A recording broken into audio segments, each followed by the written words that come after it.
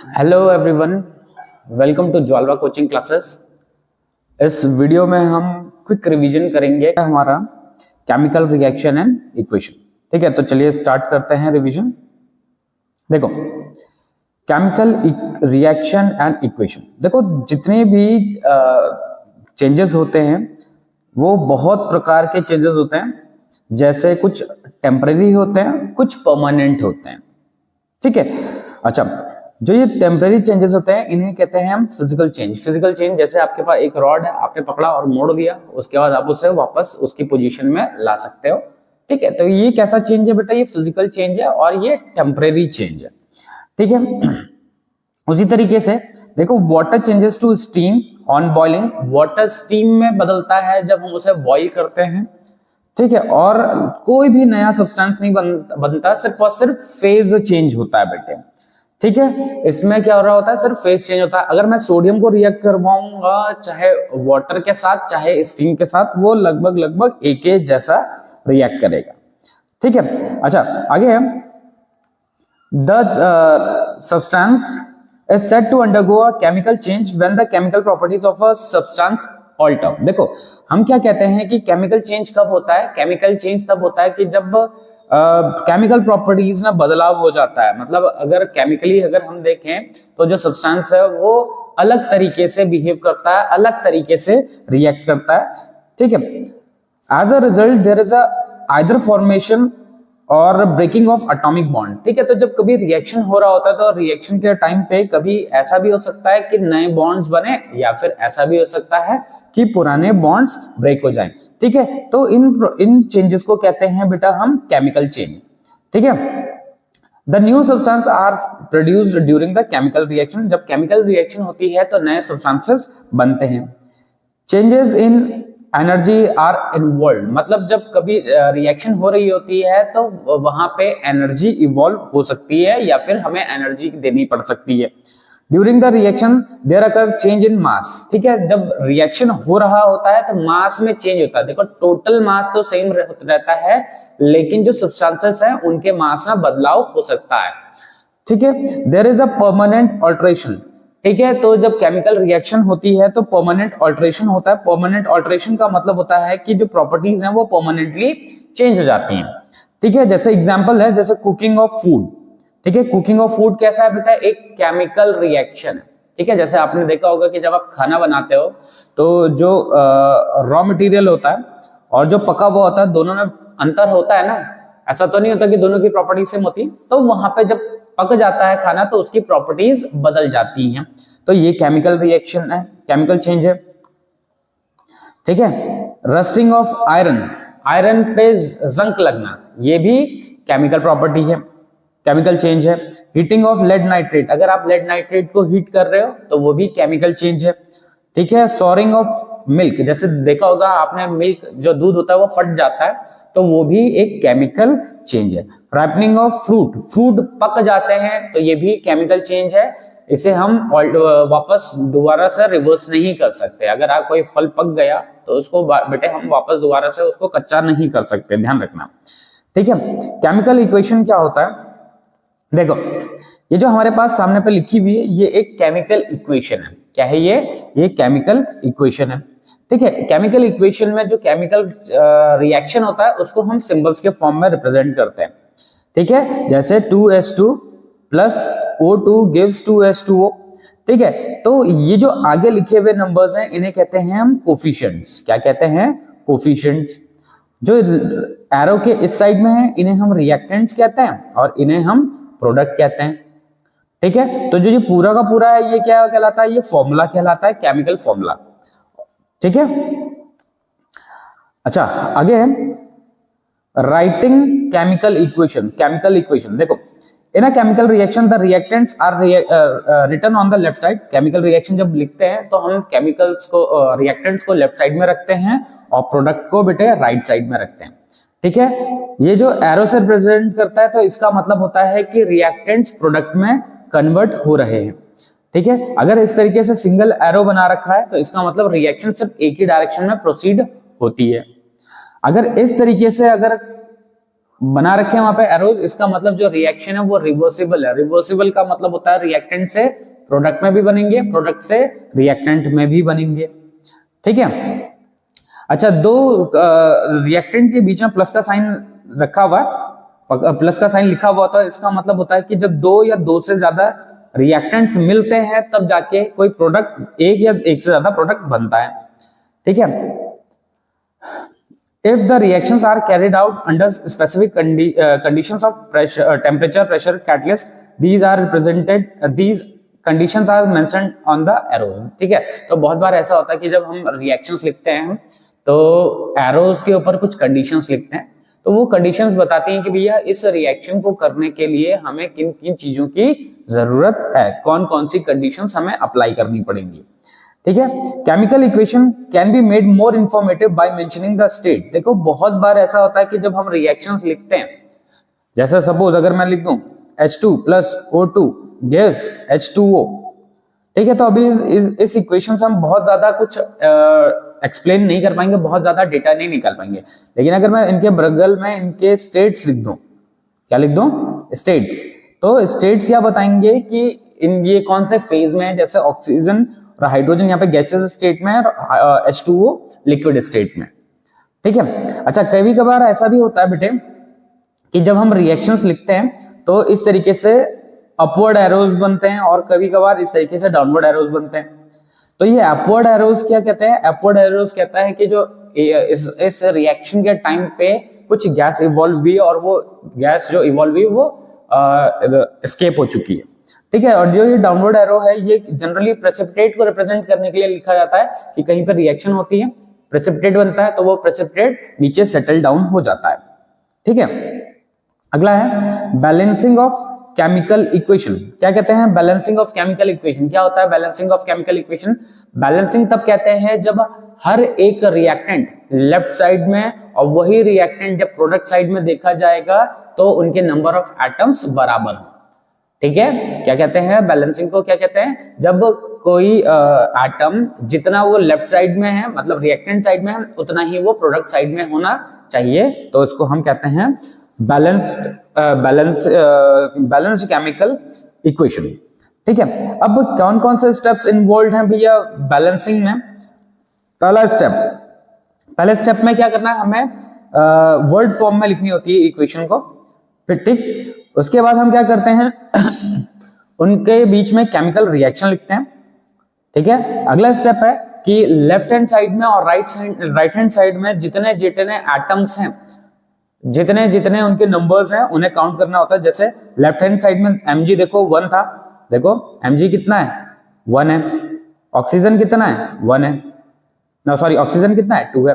अच्छा, right hand side में product side में देखोगे तो Mg 1 है और ऑक्सीजन कितना है, ये भी 1 है। तो ये कैसी रिएक्शन है बेटा, ये अनबैलेंस्ड इक्वेशन है, तो इसे हमें बैलेंस करना है, ठीक है। तो बैलेंस करने के लिए क्या किया हमने, इक्वेशन को लिखा, ठीक है, इस तरीके से इक्वेशन को लिखा।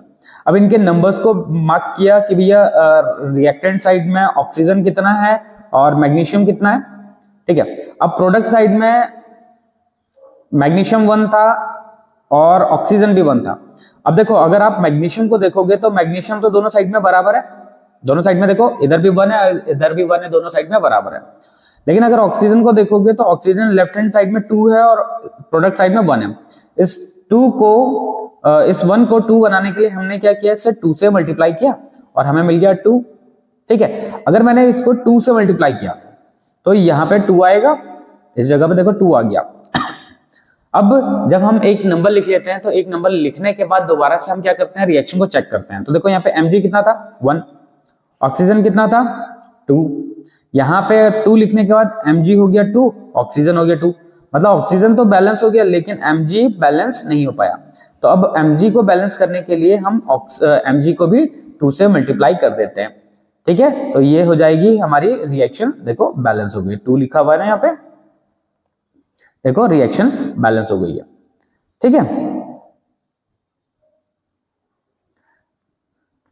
अच्छा, अगर आप इसमें कुछ कंडीशंस लिखना चाहते हैं तो वो भी लिख सकते हैं, जैसे यहाँ पे लिखा हुआ है कि भैया इस रिएक्शन को कराने के लिए हमें हीट की जरूरत पड़ी। अगले स्टेप में हमने क्या किया, उनके स्टेट लिखे हैं। देखो Mg सॉलिड फॉर्म में है, ऑक्सीजन गैसेस फॉर्म में है और MgO ये भी सॉलिड फॉर्म में बना। ठीक है, चलिए नेक्स्ट देखते हैं types of chemical reaction. Chemical reaction अलग अलग प्रकार की होती है। पहले ही है कॉम्बिनेशन रिएक्शन। तो कॉम्बिनेशन रिएक्शन क्या होता है बेटा? कॉम्बिनेशन रिएक्शन में दो या दो से ज्यादा सब्सटेंसेस मिलते हैं, दो या दो से ज्यादा सब्सटेंसेस मिलते हैं और एक प्रोडक्ट बनाते हैं। जैसे यहाँ पे Fe और सल्फर ये ऐड करके क्या बनाया? आयरन सल्फाइड बनाया। तो ये Fe और सल्फर दोनों के दोनों जुड़े और उन्होंने एक प्रोडक्ट दिया। ठीक है, तो जो ये रिएक्शन है ये कैसी रिएक्शन है बेटा? कॉम्बिनेशन रिएक्शन है। ठीक है, अब कॉम्बिनेशन रिएक्शन भी अलग अलग तरीके की हो सकती है, एंडोथर्मिक और एक्सोथर्मिक। कहीं पे ऐसा हो सकता है कि जो हमें रिएक्शन को करवाने के लिए हीट एनर्जी देनी पड़े, मतलब अगर हमें रिएक्शन करवानी है तो हमें हीट एनर्जी देनी पड़ रही है। तो अगर हमें हीट एनर्जी देनी पड़ रही है तो उस रिएक्शन को कहते हैं हम एंडोथर्मिक रिएक्शन। क्या कहते हैं बेटे? Endothermic reaction. और अगर कहीं पे अगर हीट इवॉल्व हो रही होती है, क्या हो रही होती है? इवॉल्व हो रही होती है, तो ऐसे रिएक्शन को क्या कहते हैं हम? Exothermic reaction. ठीक है, चलिए आगे देखते हैं। अगला है डीकंपोजिशन रिएक्शन। डीकंपोजिशन में क्या होता है कि एक ही सब्सटेंस दो या दो से ज्यादा सब्सटेंसेस में स्प्लिट हो जाता है, दो या दो से ज्यादा सब्सटेंसेस में टूट जाता है। ठीक है, इस रिएक्शन को कहते हैं हम डीकंपोजिशन रिएक्शन। अब डीकंपोजिशन रिएक्शन भी अलग अलग प्रकार से हो सकती है। जैसे पहला है थर्मल डीकंपोजिशन। क्या है? Thermal decomposition. अगर कहीं पे ब्रेकडाउन हो रहा होगा, डीकंपोजिशन हो रहा होगा हीट की वजह से, किसकी वजह से? हीट की वजह से, हीट टेम्परेचर बढ़ा दिया, टेम्परेचर बढ़ाने की वजह से डिकम्पोजिशन हो रहा है, तो इस प्रकार के डिकम्पोजिशन को कहते हैं बेटा हम थर्मल डिकम्पोजिशन। ठीक है, अच्छा अगर ऐसा हो सकता है कि अगर हमें डिकम्पोजिशन करवाना हो, किससे करवा के? इलेक्ट्रिसिटी को पास करवा के। किससे करवा के? इलेक्ट्रिसिटी को पास करवा के अगर डिकम्पोजिशन हो रहा होगा तो ऐसी रिएक्शन को कहते हैं हम इलेक्ट्रोलाइटिक डिकम्पोजिशन। ठीक है, कभी कभार ऐसा होता है कि हमें डिकम्पोजिशन करवाने के लिए लाइट एनर्जी की जरूरत पड़ती है। किसकी जरूरत पड़ती है बेटे? लाइट एनर्जी की जरूरत पड़ती है। अगर लाइट एनर्जी की अगर हमें जरूरत पड़ रही है तो ऐसी रिएक्शन को कहते हैं हम बेटे फोटोकेमिकल रिएक्शन। ठीक है, चलिए अगला टाइप है डिस्प्लेसमेंट रिएक्शन। डिस्प्लेसमेंट रिएक्शन में क्या हो रहा है बेटे? Reaction in which more reactive metal displaces less reactive metal. ठीक है, अगर ऐसी रिएक्शन जिसमें जो ज्यादा रिएक्टिव मेटल है वो कम रिएक्टिव मेटल को या कम रिएक्टिव एलिमेंट को उसके कंपाउंड से हटा दे रहा है, ऐसी रिएक्शन को कहते हैं हम बेटा डिस्प्लेसमेंट रिएक्शन कहते हैं। ठीक है, जैसे एग्जाम्पल है zinc displaces copper in copper sulphate. देखो जिंक क्या करता है? कॉपर सल्फेट से कॉपर को डिस्प्लेस कर देता है। ठीक है, और बना देता है क्या? Zinc sulphate. तो जिंक ने क्या किया? कॉपर को डिस्प्लेस किया। तो ये रिएक्शन क्या कहलाया? ये रिएक्शन बेटे डिस्प्लेसमेंट रिएक्शन। देखो यहां पे है हमारे पास, ये देखो जिंक था, जिंक ने कॉपर को हटाया यहां से, कॉपर सल्फेट को हटाया यहां से और उसकी जगह पे बैठ गया। ठीक है, तो ये कैसे रिएक्शन हो गया बेटे? ये डिस्प्लेसमेंट रिएक्शन हो गया।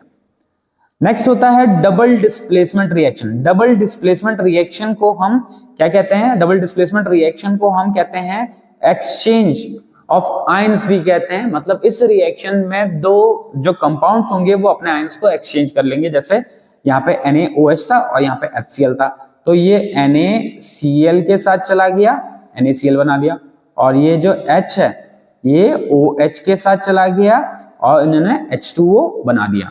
तो ये कैसी रिएक्शन हो गया बेटे? डबल डिस्प्लेसमेंट रिएक्शन हो गया, और इसे हम आयन एक्सचेंज रिएक्शन भी कह सकते हैं। ठीक है, अच्छा अलग अलग प्रकार की डबल डिस्प्लेसमेंट रिएक्शंस होती हैं। जैसे उनमें से एक रिएक्शन है प्रेसिपिटेशन रिएक्शन।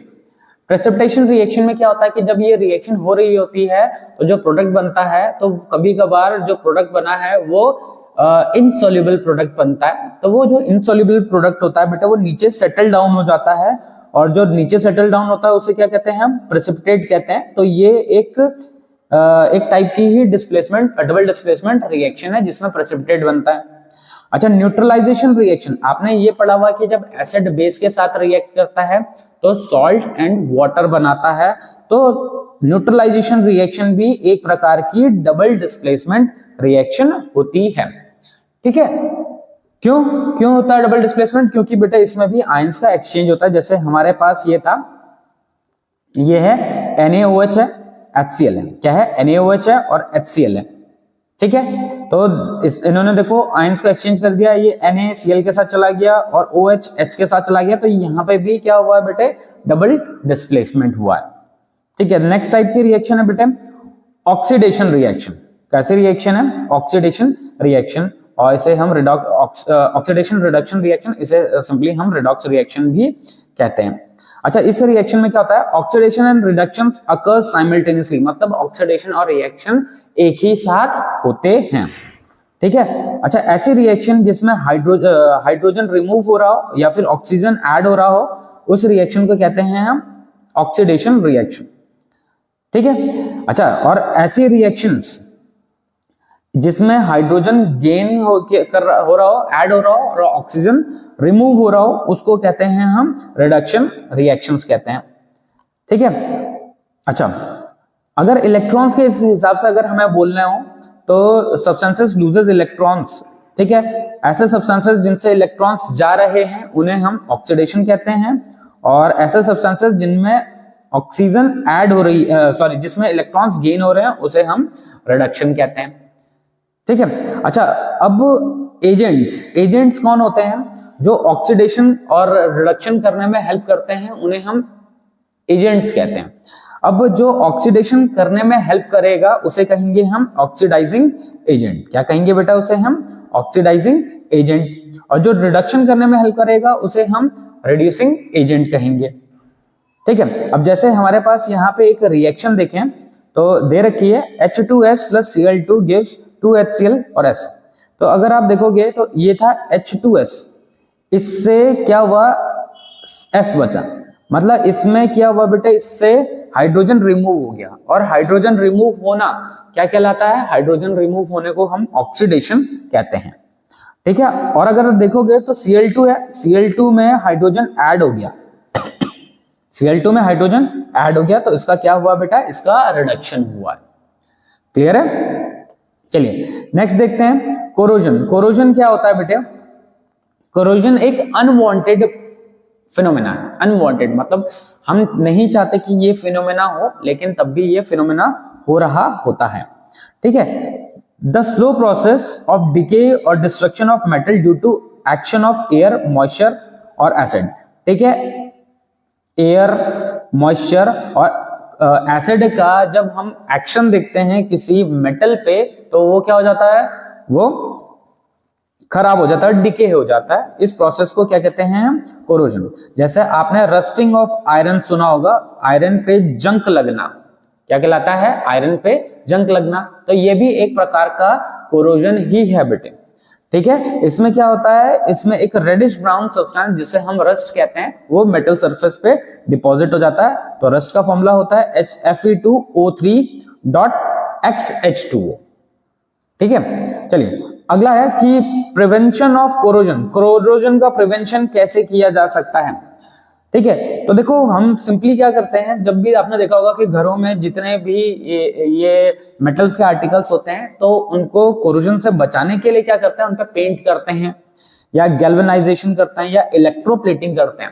ठीक है, मतलब आपने मेटल के सरफेस पे किसी दूसरे मेटल की लेयर चिपका दी जो एयर द्वारा इफेक्टेड ना हो। ठीक है, तो इससे हम कोरोजन को रोक सकते हैं। अगला है रेंसिडिटी। रेंसिडिटी क्या होता है बेटे? ये भी एक अनवांटेड फिनोमेना है। रेंसिडिटी क्या है बेटा?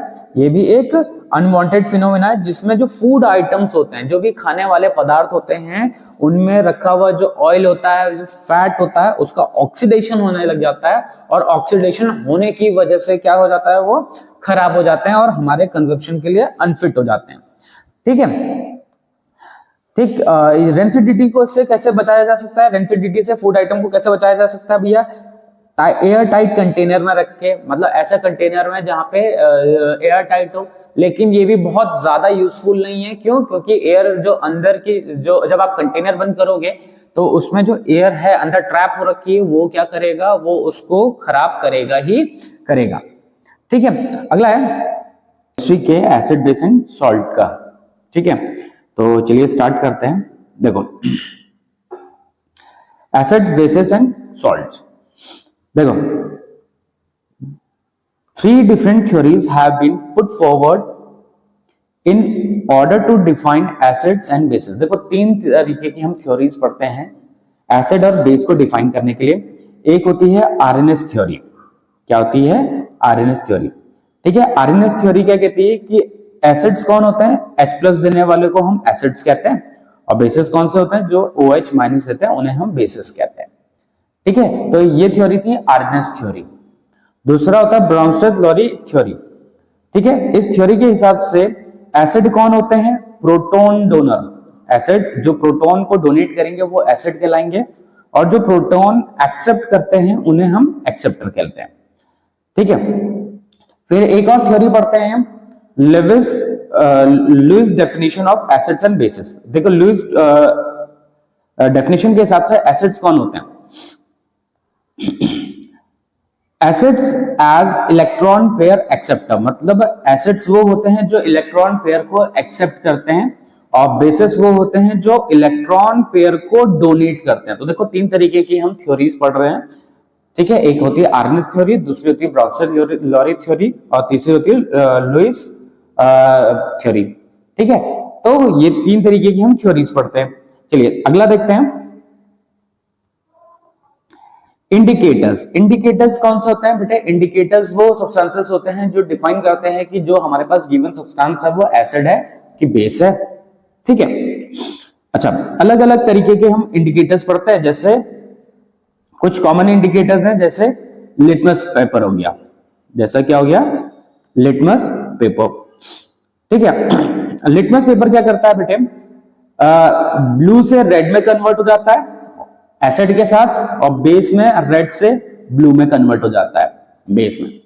ठीक है, तो एक हो गया लिटमस पेपर। दूसरा होता है मिथाइल ऑरेंज। दूसरा इंडिकेटर कौन सा है? Methyl orange.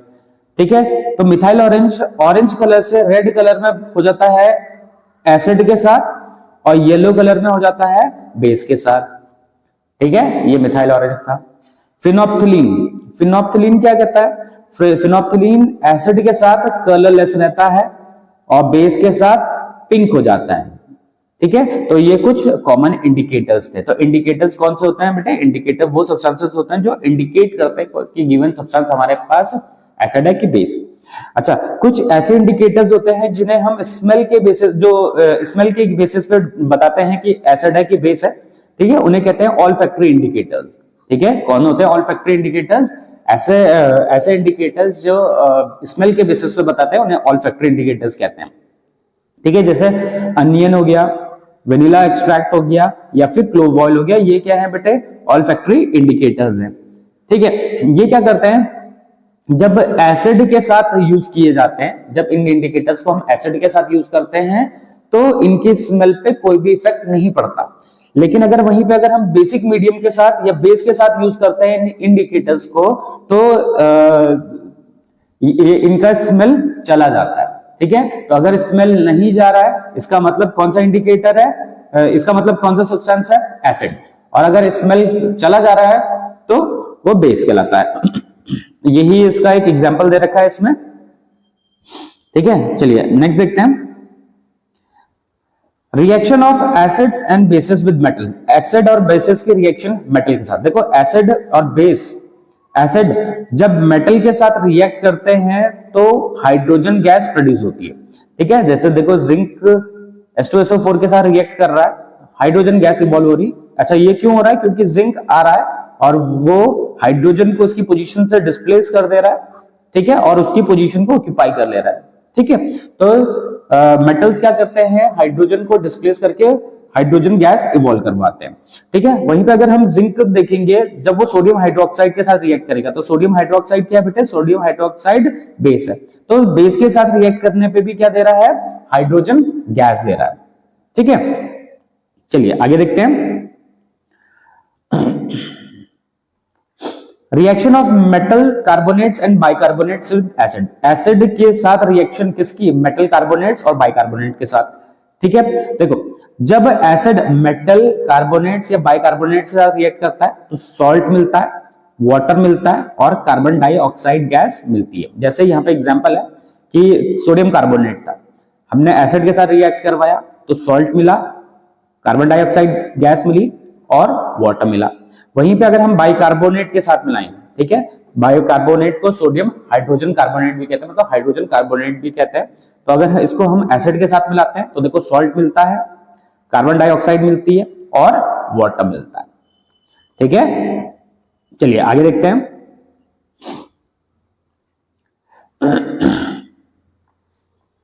Acids and basis react with each other. देखो एसिड और बेस जब एक दूसरे के साथ रिएक्ट करते हैं तो सॉल्ट बनता है और वाटर बनता है। ठीक है, इस प्रोसेस को कहते हैं न्यूट्रलाइजेशन कहते हैं। क्या कहते हैं बेटे? न्यूट्रलाइजेशन कहते हैं। क्यों कहते हैं न्यूट्रलाइजेशन? क्योंकि ये दोनों एक दूसरे के इफेक्ट को न्यूट्रलाइज कर देते हैं। मतलब एसिड को न्यूट्रलाइज कर देता है बेस, बेस को न्यूट्रलाइज कर देता है एसिड। तो इस रिएक्शन को कहते हैं हम न्यूट्रलाइजेशन रिएक्शन। ठीक है, अगला है reaction of metallic oxide with acid. ठीक है, देखो जब हम मेटेलिक ऑक्साइड को एसिड के साथ रिएक्ट करवाते हैं तो सॉल्ट और वाटर मिलता है। और अभी आपने एक रिएक्शन अभी इससे पहले पढ़ा था कि अगर हम एसिड को बेस के साथ रिएक्ट करते हैं तो सॉल्ट एंड वाटर मिलता है। ठीक है, मतलब अगर हम एसिड को किसी चीज के साथ रिएक्ट करवाएं, सॉल्ट एंड वाटर मिल रहा है, तो जो जिस चीज के साथ रिएक्ट करवा रहे हैं वो बेस है। तो यहाँ पे हम एसिड को मेटल ऑक्साइड के साथ रिएक्ट करा के सॉल्ट एंड वाटर दे रहे हैं। इसका मतलब यहाँ पे जो ये मेटल ऑक्साइड है इसका नेचर कैसा है बेटा? इसका नेचर है बेसिक नेचर। ठीक है, ध्यान रखना, metal oxide basic nature show करते हैं। कैसा नेचर? Basic nature. ठीक है, वहीं पे अगर हम नॉन मेटल ऑक्साइड का रिएक्शन करवाते हैं बेस के साथ, मेटल ऑक्साइड का एसिड के साथ और नॉन मेटल का बेस के साथ, ठीक है, तो सेम चीज होती है। सेम होता है यहां पे भी कि अगर हम नॉन मेटल ऑक्साइड को रिएक्ट करता, हाइड्रोक्साइड वैसे इसको रिएक्ट करवाते हैं, सॉरी ये है नॉन मेटल ऑक्साइड।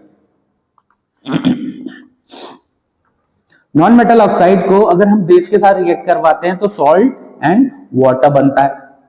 ठीक है, क्या बनता है? Salt and water. तो जैसे इससे पहले वाले में हमने बताया था कि metallic oxide basic nature show करते हैं, इसी तरीके से नॉन मेटेलिक ऑक्साइड कैसा नेचर शो करते हैं? Acidic nature. ठीक है, कैसा नेचर शो करते हैं? एसिडिक नेचर शो करते हैं। ठीक है, चलिए अब आगे देखते हैं acid and bases in water. Acid and bases को अगर हम वाटर में मिला दें, ठीक है, तो देखो एसिड जब भी वाटर के साथ मिलाया जाता है तो वो H+ आयन देता है। ठीक है, क्या देता है बेटे? H+ आयन देता है। ठीक है, लेकिन अगर वहीं पे अगर हम बेसिस को मिलाते हैं वाटर के साथ, बेसिस का सॉल्यूशन बनाते हैं तो वो OH- देता है। क्या देता है बेटा? OH- देता है। तो ध्यान से देखना, जनरली एसिड्स कौन होते हैं जो H+ देते हैं? वो एसिड्स होते हैं। बेसिस कौन होते हैं? जो OH- देते हैं। नेक्स्ट है pH स्केल। ठीक है, तो pH स्केल क्या बताता है? pH स्केल बताता है कि जो आपके पास गिवन एसिड है या बेस है वो कितना ज्यादा स्ट्रांग है। ठीक है, अब कैसे बताता है? देखो pH का फॉर्मूला होता है -log concentration of H+ ion. ठीक है, अगर pH की वैल्यू अगर 7 आ रही है, इसका मतलब कंसंट्रेशन ऑफ H+ और OH- बराबर होता है और वो जो आपके पास सब्सटेंस गिवन है वो कैसा है? न्यूट्रल। अगर लेस देन 7 आ रहा है, इसका मतलब एसिडिक, और एसिडिक होने का मतलब कंसंट्रेशन ऑफ H+ ज्यादा होगा कंसंट्रेशन ऑफ OH- से।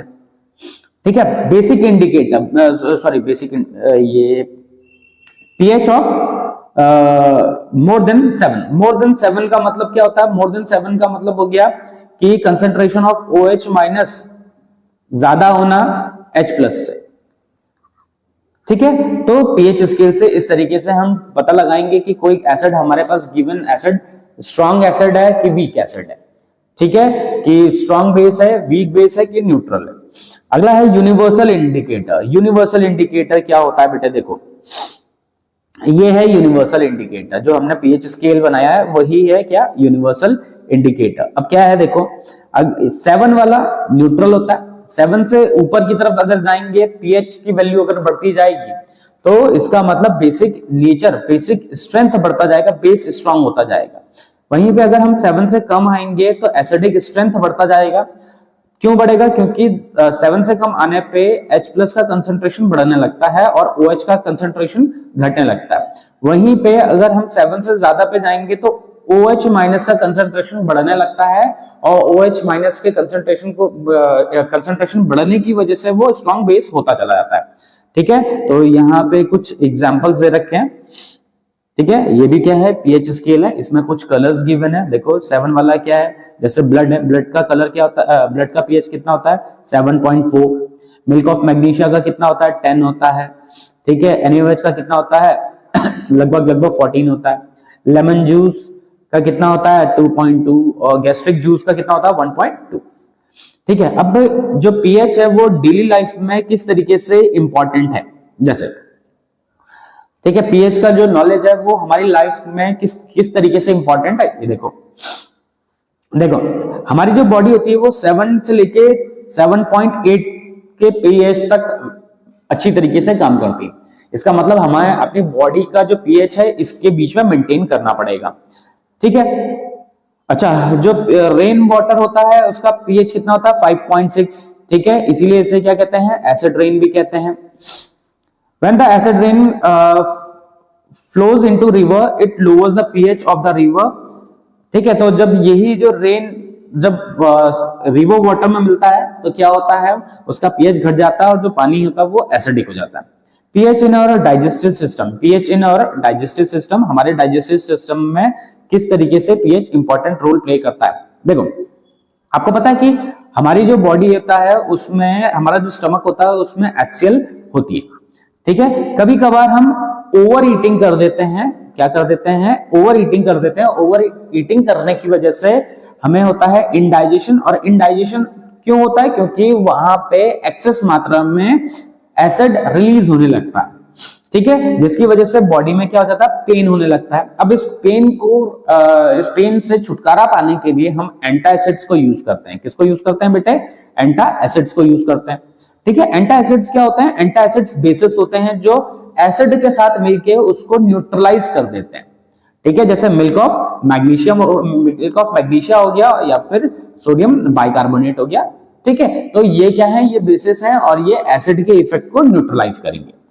ठीक है, नेक्स्ट है pH change cause of tooth decay. देखो अगर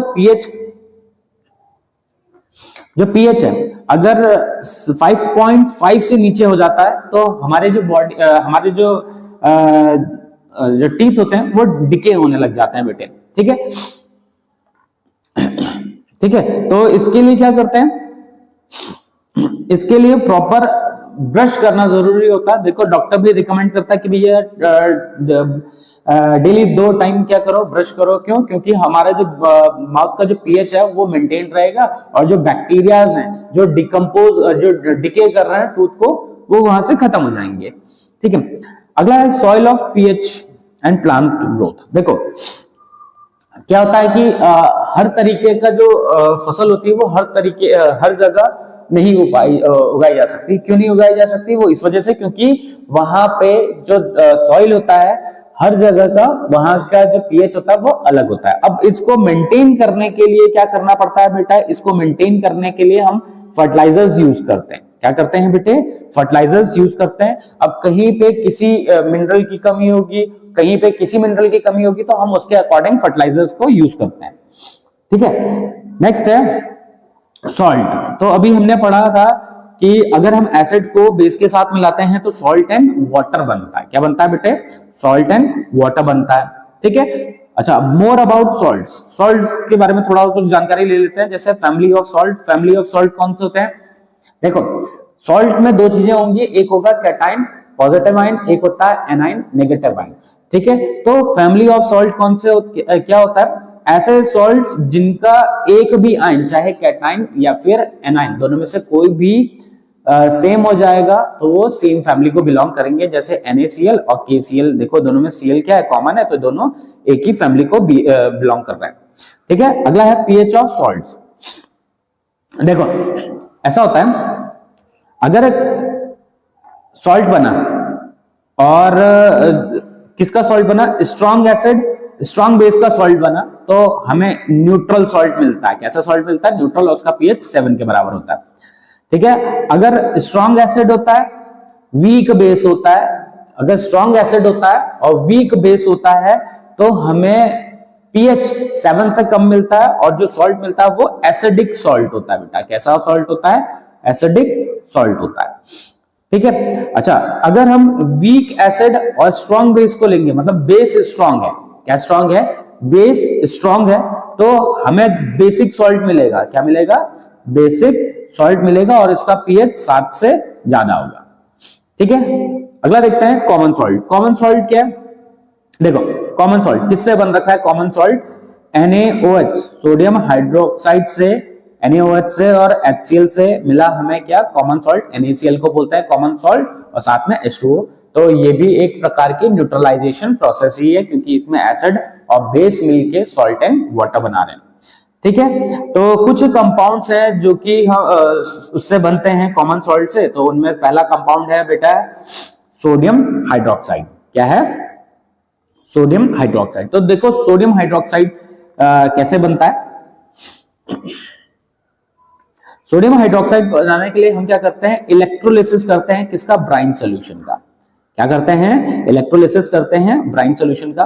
ब्राइन सोल्यूशन क्या होता है बेटे, aqueous solution of NaCl। NaCl का एक्वस सोल्यूशन, इसके थ्रू हम इलेक्ट्रिसिटी पास करवाते हैं। क्या पास करवाते हैं, इलेक्ट्रिसिटी पास करवाते हैं, और यहां पे मिलेगा हमें NaOH सोडियम हाइड्रोक्साइड, साथ ही साथ में H2 किस पे बनेगा, इस पे। ठीक है, और Cl2 किस पे है, इस पे। ठीक है, तो इस प्रोसेस में बेस बन रहा है, बेसिस, ऐसे बेसिस जो वाटर में डिसॉल्व हो जाते हैं, इन्हें क्या बोलते हैं, एल्कली बोलते हैं बेटे। और साथ ही साथ में क्लोरीन बन रहा है, इस वजह से इस प्रोसेस को क्लोर एल्कली प्रोसेस भी कहते हैं। क्या कहते हैं बेटे, क्लोर एल्कली प्रोसेस भी कहते हैं।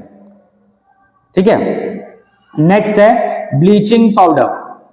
ब्लीचिंग पाउडर क्या होता है, कैल्शियम हाइड्रोक्साइड को क्लोरीन के साथ, कैल्शियम हाइड्रोक्साइड को अगर हम क्लोरीन के साथ मिला देंगे, कैल्शियम हाइड्रोक्साइड को क्लोरीन के साथ मिलाते हैं, तो हमें मिलता है CaOCl2 जो कि ब्लीचिंग पाउडर है, साथ में H2O। ठीक है, इसका नाम क्या होता है, इसको कैल्शियम ऑक्सीक्लोराइड भी कहते हैं। तो ध्यान रखना, ब्लीचिंग पाउडर का केमिकल नेम है कैल्शियम ऑक्सीक्लोराइड। बहुत बार क्वेश्चंस में पूछ लेते हैं केमिकल नेम। ठीक है, चलो आगे देखते हैं यूजेस क्या हैं भैया ब्लीचिंग पाउडर के। देखते हैं, देखो कहां यूज करते हैं, टू ब्लीच कॉटन को ब्लीच करने के लिए, लेनिन को ब्लीच करने के लिए टेक्सटाइल इंडस्ट्रीज में यूज किया जाता है। ठीक है, एज अ ऑक्सीडाइजिंग एजेंट, बहुत सारी इंडस्ट्रीज में ऑक्सीडाइजिंग एजेंट की तरह यूज किया जाता है, और इसे वाटर को जम फ्री बनाने के लिए भी यूज किया जाता है। जैसे आपने देखा होगा जो स्विमिंग पूल्स होते हैं, तो स्विमिंग पूल्स के आसपास आपने व्हाइट कलर का पाउडर देखा होगा, वो ब्लीचिंग पाउडर ही होता है, क्योंकि उसमें जो वाटर में जो जम्स प्रोड्यूस होंगे उनको खत्म करने के लिए होता है। ठीक है, नेक्स्ट है बेकिंग सोडा। ठीक है, इसका केमिकल फॉर्मूला होता है NaHCO3। इसका केमिकल नेम होता है सोडियम हाइड्रोजन कार्बोनेट। ये कैसे बनता है, ये बनता है कि जब आप कॉमन सॉल्ट को वाटर के साथ मिलाते हो, कार्बन डाइऑक्साइड के साथ मिलाते हो और अमोनिया को के साथ मिलाते हो, तो हमें मिलता है अमोनियम क्लोराइड मिलता है। क्या बनता है, मिलता है अमोनियम क्लोराइड, और अमोनियम क्लोराइड और साथ ही साथ में सोडियम हाइड्रोजन कार्बोनेट, यही है हमारा बेकिंग सोडा।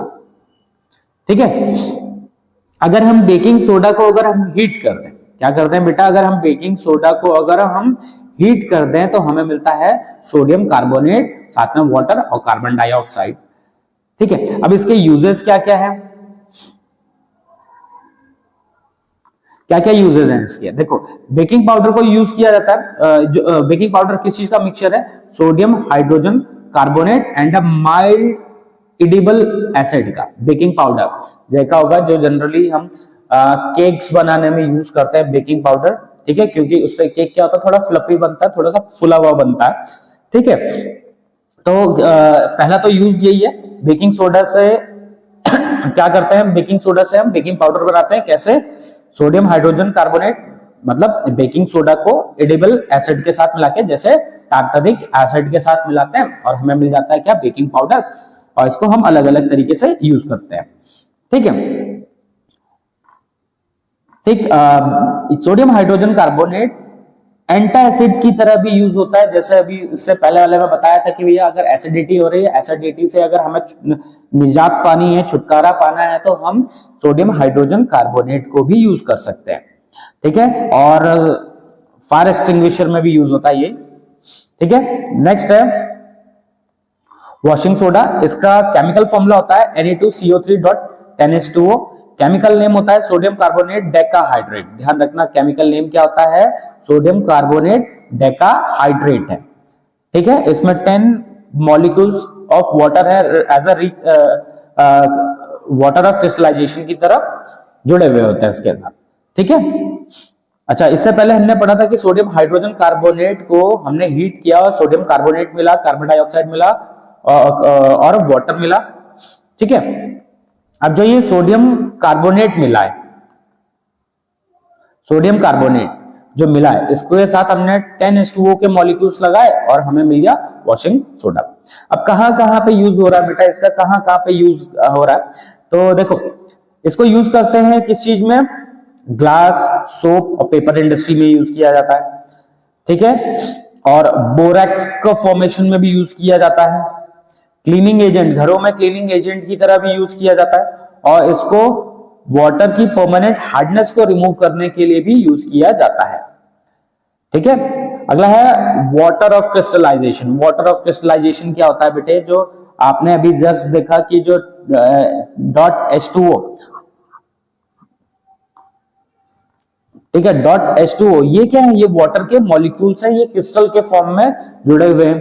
जैसे बहुत सारे कंपाउंड्स हैं, जैसे CuSO4.5H2O, ये वाटर ऑफ क्रिस्टलाइजेशन है, ये भी वाटर ऑफ क्रिस्टलाइजेशन है, ये भी वाटर ऑफ क्रिस्टलाइजेशन है, ठीक है। The salts which contain water of crystallization इन्हें हाइड्रेटेड सॉल्ट्स भी कहते हैं। ध्यान रखना है, ऐसे सॉल्ट्स जिसमें वाटर ऑफ क्रिस्टलाइजेशन प्रेजेंट होता है उन्हें हम हाइड्रेटेड सॉल्ट्स भी कहते हैं, ठीक है। नेक्स्ट है बेटा हमारा प्लास्टर ऑफ पेरिस। क्या है, प्लास्टर ऑफ पेरिस है नेक्स्ट, ठीक है। तो देखो प्लास्टर ऑफ पेरिस को शॉर्ट फॉर्म में पीओपी भी कहते हैं, ठीक है। अच्छा, इसका फॉर्मूला होता है CaSO4 कैल्शियम सल्फेट हेमीहाइड्रेट। क्या होता है, इसका केमिकल नेम क्या है, कैल्शियम सल्फेट हेमीहाइड्रेट। फॉर्मूला क्या है, CaSO4.12H2O, ठीक है। ये होता है जिप्सम, ये क्या होता है, जिप्सम, CaSO4.2H2O जिप्सम। इसको हम क्या करते हैं, हीट करते हैं। हीट करने पे इसका 1.5 मॉलिक्यूल ऑफ वाटर निकल जाता है और हाफ मॉलिक्यूल ऑफ वाटर वो as a water of crystallization के फॉर्म में ही रह जाता है, ठीक है। और हमें मिल जाता है क्या, पीओपी, ठीक है। इसके यूजेस काफी हैं, इसमें से एक जो बहुत वास्ट यूज है, जो कि हॉस्पिटल में यूज किया जाता है डॉक्टर के द्वारा, कि अगर किसी के बॉडी में कहीं पे फ्रैक्चर हो जाए, बोन में फ्रैक्चर हो जाए, तो बॉडी को करेक्ट पोजीशन में लाने के लिए, राइट पोजीशन में लाने के लिए भी हम ये यूज करते हैं, किसको, पीओपी। और इसे as a fire proofing material की तरह भी यूज करते हैं। और जनरली घरों में जैसे आप व्हाइट वॉश करवाते होगे तो उससे पीओपी करवाते हो ना, तो इसे फिनिशिंग के लिए भी यूज किया जाता है, स्मूथनिंग, सरफेस को स्मूथ करने के लिए भी यूज किया जाता है, ठीक है। तो ये था, हमने acid base and salt revise किया, ठीक है, मेटल एंड नॉन मेटल, ठीक है। तो चलिए स्टार्ट करते हैं। देखिए metal and non metal physical properties करेंगे। सबसे पहले हम मेटल की फिजिकल प्रॉपर्टीज, ठीक है। फिजिकल प्रॉपर्टी का मतलब होता है कि अपीयरेंस में कैसा है, फिजिकल बिहेवियर कैसा है, तो ठीक है। तो ये सभी चीजें फिजिकल प्रॉपर्टीज में आती हैं। जैसे पहला है फिजिकल स्टेट। देखो मरकरी और गैलियम को छोड़ के लगभग सारे के सारे जो मेटल्स होते हैं वो कैसे होते हैं, वो सॉलिड होते हैं रूम टेम्परेचर पे, ठीक है, कैसे होता है, रूम टेम्परेचर पे सॉलिड होते हैं मरकरी और गैलियम को छोड़ के। ठीक है, लस्टर, लस्टर का मतलब होता है चमक। ठीक है, तो मेटल सर्फेसेस कैसा होता है, मेटल कैसा होता है, थोड़ा सा चमकदार होता है। ठीक है, शाइनी सरफेस होता है, इसका मतलब होता है लाइट को रिफ्लेक्ट कर सकता है। ठीक है, this property of the metal can be due to the polished metal surface. ठीक है, जैसे कि गोल्ड हो गया, सिल्वर हो गया, ये कैसे हैं, ये थोड़ा सा लस्ट्रस होता है, देखा होगा आपने गोल्ड और सिल्वर, इसमें चमक होती है। ठीक है, मैलिएबिलिटी, मैलिएबिलिटी का मतलब क्या होता है कि हम मेटल को थिन शीट्स में कन्वर्ट कर सकते हैं। ठीक है, अगर हम उसे हैमर से हिट करें तो हैमर से हिट करने पे उसे हम थिन शीट में कन्वर्ट कर सकते हैं, एक्सेप्ट जिंक, जिंक को नहीं कर सकते, बाकी सभी मेटल्स को एक सोडियम को और पोटेशियम को भी हम हैमर से हिट नहीं कर सकते। ठीक है, अगला है डक्टिलिटी। ठीक है, डक्टिलिटी का मतलब होता है कि वो प्रॉपर्टी जिसमें हम मेटल को वायर में कन्वर्ट कर सकते हैं। तो ध्यान रखना, मैलिएबिलिटी का मतलब शीट में कन्वर्ट करना और डक्टिलिटी का मतलब वायर में कन्वर्ट करना। ठीक है, एक्सेप्ट जिंक, जिंक को नहीं कन्वर्ट कर सकते। अगला है हार्डनेस। हार्डनेस का मतलब होता है जनरली जो मेटल्स होते हैं वो हार्ड होते हैं, हार्ड सरफेस होता है उनका। ठीक है, सोडियम और पोटेशियम को छोड़ के, सोडियम और पोटेशियम इतने सॉफ्ट होते हैं कि हम इन्हें नाइफ से भी कट कर सकते हैं। Conduction, because metals have free electrons. देखो मेटल्स के पास क्या होता है, फ्री इलेक्ट्रॉन्स होता है, इसलिए ये क्या होता है, गुड कंडक्टर होते हैं। जैसे सिल्वर और कॉपर, ये best conductor of heat and electricity होते हैं। ठीक है, देखो होगा आपने कि घरों में हम कॉपर की वायरिंग करते हैं, क्यों करते हैं, वो इसीलिए करते हैं क्योंकि ये गुड कंडक्टर ऑफ इलेक्ट्रिसिटी होते हैं। ठीक है, lead is the least efficient. ठीक है, लेड बहुत कम होता है, मतलब ये ऑलमोस्ट ना के बराबर ही हीट कंडक्ट करता है या इलेक्ट्रिसिटी कंडक्ट करता है। Iron, bismuth and mercury are likewise poor conductor. ठीक है, आयरन, बिस्मथ और मरकरी ये क्या होता है, थोड़ा पुअर कंडक्टर होते हैं। ठीक है, डेंसिटी, डेंसिटी, मेटल की डेंसिटी हाई डेंसिटी होती है। क्या होती है बेटे, हाई डेंसिटी होती है। Density of iridium and osmium are the greatest. ठीक है, इरिडियम और ऑस्मियम इनकी डेंसिटी ज्यादा होती है, वहीं पे लिथियम की डेंसिटी कम होती है। ठीक है, लिथियम की डेंसिटी कम और इरिडियम और ऑस्मियम की डेंसिटी ज्यादा होती है। Melting point and boiling point.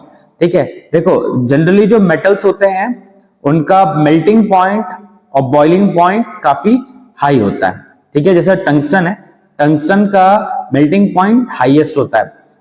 ठीक है, while the boiling point of the silver is the lowest, silver का बॉइलिंग पॉइंट क्या होता है, सबसे कम होता है। ठीक है, the melting values of sodium and potassium are both low। ठीक है, सोडियम और पोटेशियम की भी कम होती है। एलॉय फॉर्मेशन, एलॉय का मतलब होता है हम दो या दो से ज्यादा मेटल्स को आपस में मिक्स कर दे कुछ रेशियो में ताकि उनकी प्रॉपर्टीज एनहांस हो सके। ठीक है, उसको कहते हैं एलॉय फॉर्मेशन। तो मेटल्स क्या कर सकते हैं, एलॉय बना सकते हैं। ठीक है, जो कि एक होमोजेनियस कॉम्बिनेशन होता है। जैसे ब्रास, ब्रास क्या है, कॉपर और जिंक का एलॉय है। ठीक है, नेक्स्ट है सोनोरस। सोनोरस का मतलब होता है कि मेटल को अगर हम हिट करते हैं तो साउंड प्रोड्यूस करता है। इसी वजह से जो स्कूल में देखा होगा, जो स्कूल बेल्स होती हैं वो मेटल की बनी होती है। क्यों बनी होती है, वो इसीलिए क्योंकि सोनोरस होता है, हिट करने पे साउंड प्रोड्यूस करती है। ठीक है, ये तो हमने पढ़ा कुछ फिजिकल प्रॉपर्टीज ऑफ मेटल्स। अब नॉन मेटल की फिजिकल प्रॉपर्टीज पढ़ते हैं। Physical properties of non metals.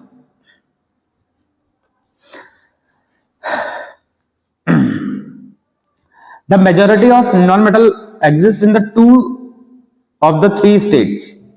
ठीक है, जनरली जो नॉन मेटल्स होते हैं वो दो स्टेट्स में पाए जाते हैं, लिक्विड और गैसेस स्टेट में। ठीक है, सॉलिड स्टेट में कौन कौन होता है, आयोडीन हो गया, कार्बन हो गया, सल्फर, ये सॉलिड स्टेट में पाया जाता है। गैस क्या हो गया, गैस, ऑक्सीजन क्या हो गया, ऑक्सीजन गैसेस स्टेट में पाया जाता है। There is no metallic sheen to them and do not reflect light. ठीक है, ये क्या करते हैं, ये सोनोरस भी नहीं होते हैं, सॉरी ये लस्ट्रस भी नहीं होते हैं। ठीक है, एक्सेप्ट डायमंड। डायमंड कैसा होता है, डायमंड में देखा होगा एक ब्रिलियंस होती है, एक अलग से ही चमक होती है। वो एक्चुअली उसकी किस प्रॉपर्टी की वजह से होती है, वो टोटल इंटरनल रिफ्लेक्शन शो करता है, इस वजह से होता है। ठीक है। नेक्स्ट है nature. Non metals are fragile and they can not be coiled into wires और हैमर्ड इनटू शीट्स। ठीक है, तो इनको हम डक्ट मतलब ये डक्टाइल नहीं होते और मेलिएबल भी नहीं होते, मतलब इनको हम वायर या फिर शीट के फॉर्म में कन्वर्ट नहीं कर सकते। ठीक है, अगला है कंडक्शन। देखो ये क्या होते हैं, poor conductor of heat and electricity होते हैं। क्यों? क्योंकि इनमें फ्री इलेक्ट्रॉन्स नहीं होते हैं एक्सेप्ट ग्रेफाइट। ग्रेफाइट क्या होता है बेटे? Graphite good conductor of heat and electricity होता है। ठीक है, अगला है इलेक्ट्रोनेगेटिव कैरेक्टर। इलेक्ट्रोनेगेटिव कैरेक्टर का मतलब होता है कि जो नॉन मेटल्स होते हैं वो इलेक्ट्रॉन को एक्सेप्ट करके नेगेटिव बन सकते हैं, एनायनिक फॉर्म में बन सकते हैं। जैसे क्लोरीन आपने देखा होगा, Cl क्या करता है? इलेक्ट्रॉन को एक्सेप्ट करके क्या बन जाता है? नेगेटिव बन जाता है। ठीक है, अगला है reactivity. When they come in contact with oxygen, they produce acidic और न्यूट्रल ऑक्साइड। ठीक है, जब ये ऑक्सीजन के कांटेक्ट में आ जाते हैं तो एसिडिक या फिर न्यूट्रल ऑक्साइड्स बनाते हैं। ठीक है, नॉन मेटल्स आर रिएक्टिव। कैसे होते हैं? रिएक्टिव होते हैं। इनका मेल्टिंग और बॉइलिंग पॉइंट क्या होता है बेटे? लो होता है। ठीक है, चलिए कुछ इनकी फिजिकल प्रॉपर्टी के बेसिस पे कुछ डिफरेंस है देख लेते हैं हम। मेटल्स क्या होते हैं बेटे? मेटल्स गुड कंडक्टर होता है हीट एंड इलेक्ट्रिसिटी का, वहीं पे नॉन मेटल बैड होता है। तो ये हम जो यहाँ पे डिफरेंस कर रहे हैं ये जनरल डिफरेंसेस हैं, इसमें एक्सेप्शंस नहीं ले रखे हैं। ठीक है, मेटल्स कैसे होते हैं? मेलिएबल। नॉन मेटल्स कैसे होते हैं? Non malleable. ठीक है, मेटल्स कैसे होता है? डक्टाइल। नॉन मेटल्स कैसे होता है? Non ductile. मेटल्स सोनोरस होते हैं, साउंड प्रोड्यूस करते हैं हिट करने पे, और नॉन मेटल्स नॉन सोनोरस होते हैं। ठीक है, मेटल का टेंसाइल स्ट्रेंथ क्या होता है? हाई होता है। ठीक है, किस वजह से होता है high?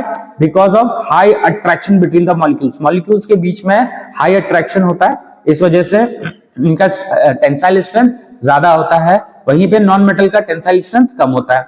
Metals have high density, non metals have low density. Metals की जो डेंसिटी होती है वो ज्यादा होती है, नॉन मेटल्स की कम होती है।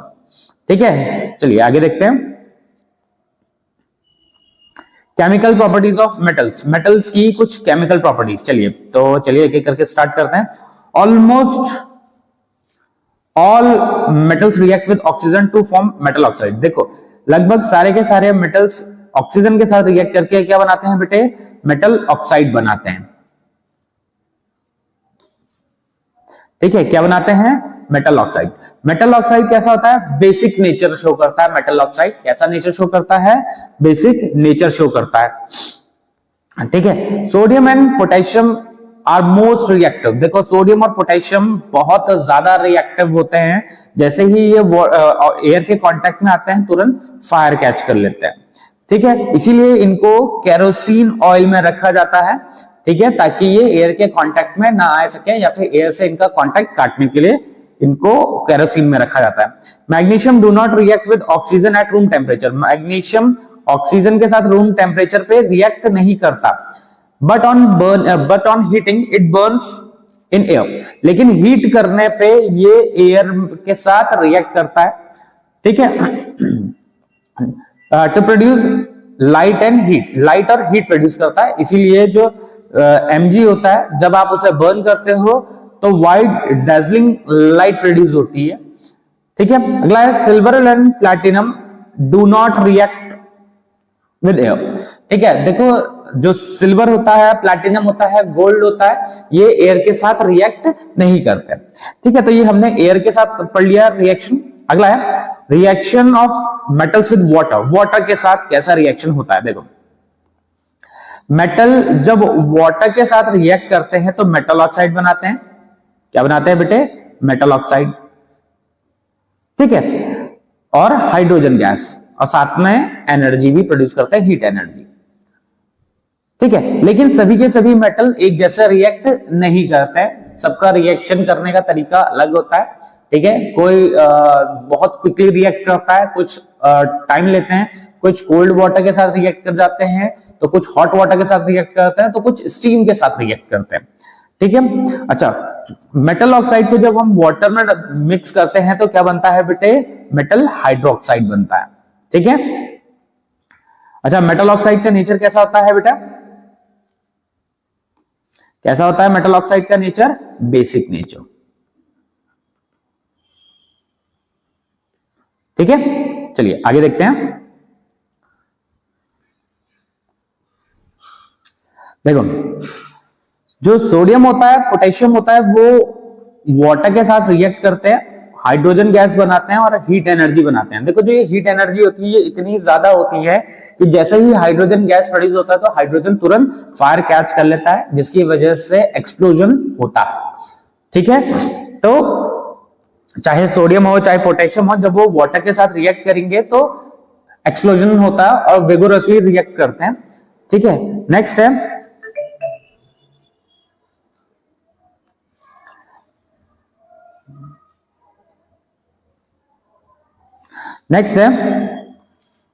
Metals such as aluminium, zinc and iron do not react with cold water. देखो, एल्यूमिनियम हो गया, जिंक हो गया, आयरन, ये कोल्ड वाटर के साथ रिएक्ट करते हैं, ना ही कोल्ड वाटर के साथ रिएक्ट करते हैं ना ही हॉट वाटर के साथ रिएक्ट करते हैं। ये किसके साथ रिएक्ट करते हैं? स्टीम के साथ रिएक्ट करते हैं और बनाते हैं क्या? मेटल ऑक्साइड और hydrogen gas. Metal such as lead, copper, silver and gold do not react with water at all. मतलब ये किसी भी फेज में, चाहे कोल्ड वाटर कोल्ड में हो, चाहे हॉट वाटर हो, चाहे स्टीम हो, किसी भी उसमें रिएक्ट नहीं करते वाटर के साथ। नेक्स्ट है reaction of metal with acid. Metal का रिएक्शन एसिड के साथ, मेटल डाइल्यूट एसिड के साथ रिएक्ट करता है, बनाता है सॉल्ट एंड हाइड्रोजन गैस। क्या बनाता है बेटे? सॉल्ट बनाता है और हाइड्रोजन गैस। ठीक है, metal react with dilute hydrochloric acid to give metal chloride. ठीक है, किसके साथ? HCl के साथ रिएक्ट करके क्या बनाता है? मेटल क्लोराइड बनाता है। ठीक है, metal react with sulphuric acid, sulphuric acid के साथ रिएक्ट करके क्या बनाता है? सल्फेट बनाता है और हाइड्रोजन गैस बनाता है। ध्यान रखना, HCl के साथ रिएक्ट कर रहा है तो क्लोराइड बना रहा है, मेटल क्लोराइड, और H2SO4 सल्फ्यूरिक एसिड के साथ रिएक्ट कर रहा है तो मेटल सल्फेट बना रहा है, और साथ ही साथ में दोनों रिएक्शंस में हाइड्रोजन गैस भी दे रहा है। ठीक है, चलो आगे देखें। Metal react with nitric acid but hydrogen gas is not evolve. देखो, अभी जैसे इससे ऊपर हमने पढ़ा कि HCl के साथ रिएक्ट करने पे हाइड्रोजन गैस दे रहा है, H2SO4 के साथ रिएक्ट करने पे हाइड्रोजन गैस दे रहा है, लेकिन नाइट्रिक एसिड मतलब HNO3 के साथ रिएक्ट करने पे हाइड्रोजन गैस नहीं हो रहा है। क्यों? क्योंकि जो नाइट्रिक एसिड होता है वो कैसा होता है बेटा? स्ट्रॉन्ग ऑक्सीडाइजिंग एजेंट होता है। क्या होता है? स्ट्रॉन्ग ऑक्सीडाइजिंग एजेंट होता है। तो जैसे ही उस केस में हाइड्रोजन गैस प्रोड्यूस होती है तो वो उसे ऑक्सीडाइज करके वाटर में कन्वर्ट कर देता है। किसमें? वाटर में कन्वर्ट कर देता है और खुद नाइट्रोजन ऑक्साइड में कन्वर्ट हो जाता है। कौन? HNO3। ठीक है, but magnesium and manganese react with dilute nitric acid to evolve hydrogen gas. जबकि मैग्नीशियम और मैग्नीज डाइल्यूट नाइट्रिक एसिड के साथ रिएक्ट करके हाइड्रोजन गैस देते हैं। ठीक है, जैसे यहाँ पे कुछ रिएक्शंस लिखी हुई है मैग्नीशियम और मैग्नीज की। नेक्स्ट है रिएक्टिविटी सीरीज। देखो, रिएक्टिविटी सीरीज में हम क्या करते हैं? रिएक्टिविटी सीरीज में हम मेटल्स को अरेंज करते हैं। किस तरीके से अरेंज करते हैं कि जो सबसे ऊपर रखा हुआ जो मेटल होता है वो मोस्ट रिएक्टिव होता है और सबसे नीचे वाला सबसे कम रिएक्टिव होता है, और ऊपर से नीचे आते समय रिएक्टिविटी घट जाती है। मतलब सबसे ऊपर वाला सबसे ज्यादा रिएक्टिव, फिर कम रिएक्टिव, जो सबसे नीचे होगा वो सबसे कम रिएक्टिव होगा। तो गोल्ड उसके हिसाब से सबसे कम और पोटेशियम सबसे ज्यादा रिएक्टिव। अच्छा, रिएक्टिविटी की एक और खासियत होती है रिएक्टिविटी सीरीज की कि इसमें जो ऊपर रखे हुए जो एलिमेंट्स होते हैं वो नीचे रखे हुए एलिमेंट्स को उनकी पोजीशन से हटा सकते हैं। ठीक है, चलिए आगे देखते हैं। ठीक है, reaction of metal with solution of other metal, मतलब मेटल का रिएक्शन किसी दूसरे मेटल सॉल्यूशन के साथ। ठीक है, तो यही है, जैसे हमारे पास था आयरन और CuSO4। तो देखो, जो इस CuSO4 जो Fe है, इसने क्या किया? Cu को इसकी पोजीशन से हटा दिया और उसकी पोजीशन पे बैठ गया FeSO4 बना दिया। तो ये एक प्रकार की डिस्प्लेसमेंट रिएक्शन है। अच्छा, कैसे पता चलेगा कि कौन किसको डिस्प्लेस कर सकता है? तो ये हमें रिएक्टिविटी सीरीज से पता चलेगा कि जो ऊपर रखे हुए जो एलिमेंट्स होते हैं या ऊपर रखे हुए जो मेटल्स होते हैं वो नीचे वालों को हटा सकते हैं। इसीलिए जो Fe है, तो जो Cu से ऊपर आता है, देखो जरा दिखाता हूं मैं आपको। देखो, Cu कहाँ है? Cu यहां है और Fe कहां है? Fe ये है। तो Fe Cu को उसकी पोजीशन से डिस्प्लेस कर दे रहा है, इसी वजह से ये रिएक्शन हो रही है। ठीक है, अगला है reaction of metal with chlorine. Metal का रिएक्शन क्लोरीन के साथ, ठीक है, मेटल क्लोरीन के साथ रिएक्ट करके क्या बनाता है बेटे? मेटल क्लोराइड, जो कि एक आयनिक क्लोराइड है। ठीक है, जैसे कैल्शियम क्लोरीन के साथ रिएक्ट करके क्या बनाया? Calcium chloride. सोडियम ने क्लोरीन के साथ रिएक्ट करके क्या बनाया? Sodium chloride. ठीक है, तो ये क्या है? Ionic compound. तो कुछ आयनिक कंपाउंड की प्रॉपर्टीज भी देख लेते हैं बेटा। पहली property, ionic compounds are hard solids. कैसे होते हैं? हार्ड होते हैं। आयनिक कंपाउंड्स कैसे होते हैं? Hard. Due to strong force of attraction, क्या होता है? स्ट्रॉन्ग फोर्स ऑफ अट्रैक्शन होते हैं, इस वजह से ये कैसे होते हैं? हार्ड होते हैं। ठीक है, they are generally brittle and break into pieces when pressure is applied. देखो क्या होता है, जैसे आपने पढ़ रखा कि मैलिएबिलिटी, डक्टिलिटी पढ़ रखा है ना, कि अगर आप हैमर से हिट करो तो वो शीट के वायर के फॉर्म में कन्वर्ट होते हैं। लेकिन जो आयनिक कंपाउंड्स होंगे, अगर आप उसको हैमर से हिट करोगे तो डायरेक्ट उनके सरफेस पे क्या होगा? क्रैक्स पड़ जाएंगे, और क्रैक्स पड़ने को ही कहते हैं ब्रिटल होना, और ये तुरंत पीसेस में ब्रेक हो जाएंगे। अगला है ionic compounds have high melting and boiling point. इनका मेल्टिंग पॉइंट और बॉइलिंग पॉइंट क्या होता है? हाई होता है। क्यों? क्योंकि इनके बीच में स्ट्रॉन्ग फोर्स ऑफ अट्रैक्शन होता है, तो उसको तोड़ने के लिए हमें ज्यादा एनर्जी की जरूरत पड़ती है। ठीक है, ये वाटर में सोल्यूबल हो जाते हैं, लेकिन केरोसिन हो गया, पेट्रोल हो गया, इनमें कैसे होता है? इनमें इनसोल्यूबल होते हैं। ठीक है, next, do not conduct electricity in solid state. ये सॉलिड स्टेट में इलेक्ट्रिसिटी कंडक्ट नहीं करते हैं, लेकिन एक्वस स्टेट में कंडक्ट करते हैं, क्योंकि जब इनका हम एक्वस स्टेट बनाते हैं, एक्वस का मतलब वाटर में थोड़ा सा मिक्स कर देते हैं, तो ये आयंस में टूट जाते हैं, इसकी वजह से ये कंडक्शन कर लेते हैं। लेकिन सॉलिड स्टेट में नहीं करते। क्यों? क्योंकि सॉलिड स्टेट में इनके पास फ्री आयंस नहीं होते। अगला है मेटलर्जी। देखो, मेटलर्जी का मतलब होता है कि हमें मेटल को एक्सट्रैक्ट करना है। क्या करना है? हमें मेटल को एक्सट्रैक्ट करना है, और मेटल को एक्सट्रैक्ट करने की फिनोमेना को, प्रोसेस को कहते हैं मेटलर्जी। मिनरल्स क्या होता है बेटे? कि जो मेटल्स नेचर में जिस फॉर्म में प्रेजेंट है उसे कहते हैं हम मिनरल। ठीक है, उसमें कुछ और इंप्योरिटीज भी होते हैं। ओर्स, अब ओर्स क्या होते हैं? ऐसे मिनरल्स जिनसे हम मेटल एक्सट्रैक्ट कर सकते हैं, ऐसे मिनरल्स जिनसे हम मेटल्स एक्सट्रैक्ट कर सकते हैं, उन्हें कहते हैं ओर्स। सारे मिनरल से हम मेटल्स को एक्सट्रैक्ट नहीं कर सकते, लेकिन जिन मिनरल से हम मेटल को एक्सट्रैक्ट कर सकते हैं उसे कहते हैं ओर्स। गैंग क्या होता है? उनमें जो इंप्योरिटीज प्रेजेंट होती हैं, क्या होती हैं बेटा? इंप्योरिटीज, जैसे सिलिका हो गया, मड हो गया। ओर्स में जितनी भी इंप्योरिटीज प्रेजेंट होती हैं, इन्हें हम कहते हैं गैंग। मेटलर्जी क्या होता है? अभी बताया था मेटलर्जी, मेटल को एक्सट्रैक्ट करने के प्रोसेस को कहते हैं मेटलर्जी। अगला है extraction of metals. Extraction of metal, the reactivity of metal differs for different metals. ठीक है, तो देखो रिएक्टिविटी ऑफ एलिमेंट्स, ठीक है, सबकी रिएक्टिविटी अलग अलग होती है। ठीक है, अलग अलग होती है, तो उनको एक्सट्रैक्ट करने का भी तरीका अलग अलग होता है। There are the three major step, तीन मेजर स्टेप्स होते हैं। पहला, conversion of concentrated ores into metal. देखो पहले हम क्या करेंगे कि एक्स्ट्रा मेटल को लेके आएंगे, मिनरल को लेके आएंगे। ठीक है, उस ओर में जितनी इंप्योरिटीज होंगी पहले हम उसे हटा देंगे। क्या करेंगे बेटे? पहले हम उनको हटा देंगे।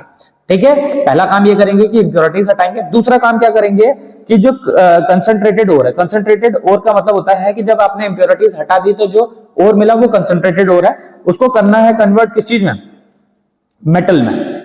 ठीक है, the extraction of metal from its concentrated ore is essentially a process of reduction of the metal compound present in the ore.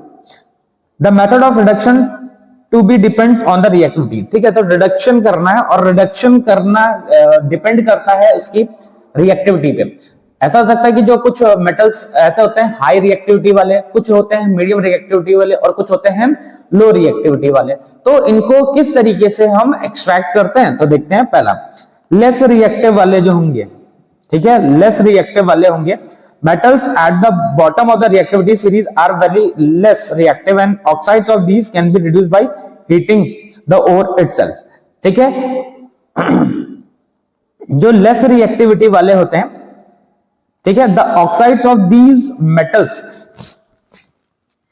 Can be reduce by heating, ठीक है, उसके ओर को क्या करते हैं, हीट करते हैं, ठीक है, लेस रिएक्टिव वाले को क्या करेंगे, उसके ओर को हम हीट करेंगे।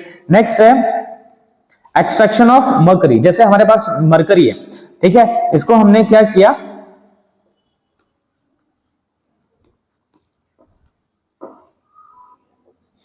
इसके सल्फाइड ओर को हमने क्या किया, हीट किया एयर की प्रेजेंस में, क्या किया, हीट किया और हमें मिल गया ऑक्साइड।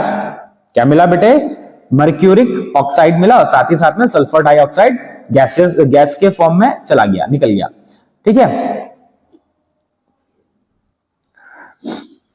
अब moderately reactive metals, moderately reactive metals का मतलब होता है कि ऐसे मेटल्स जिनकी रिएक्टिविटी ना ही ज्यादा है ना ही कम है। ये कहां पाए जाते हैं बेटे, रिएक्टिविटी सीरीज के बीच में पाए जाते हैं। कहां पाए जाते हैं, रिएक्टिविटी सीरीज के बीच में पाए जाते हैं, ठीक है, जैसे एल्यूमिनियम हो गया,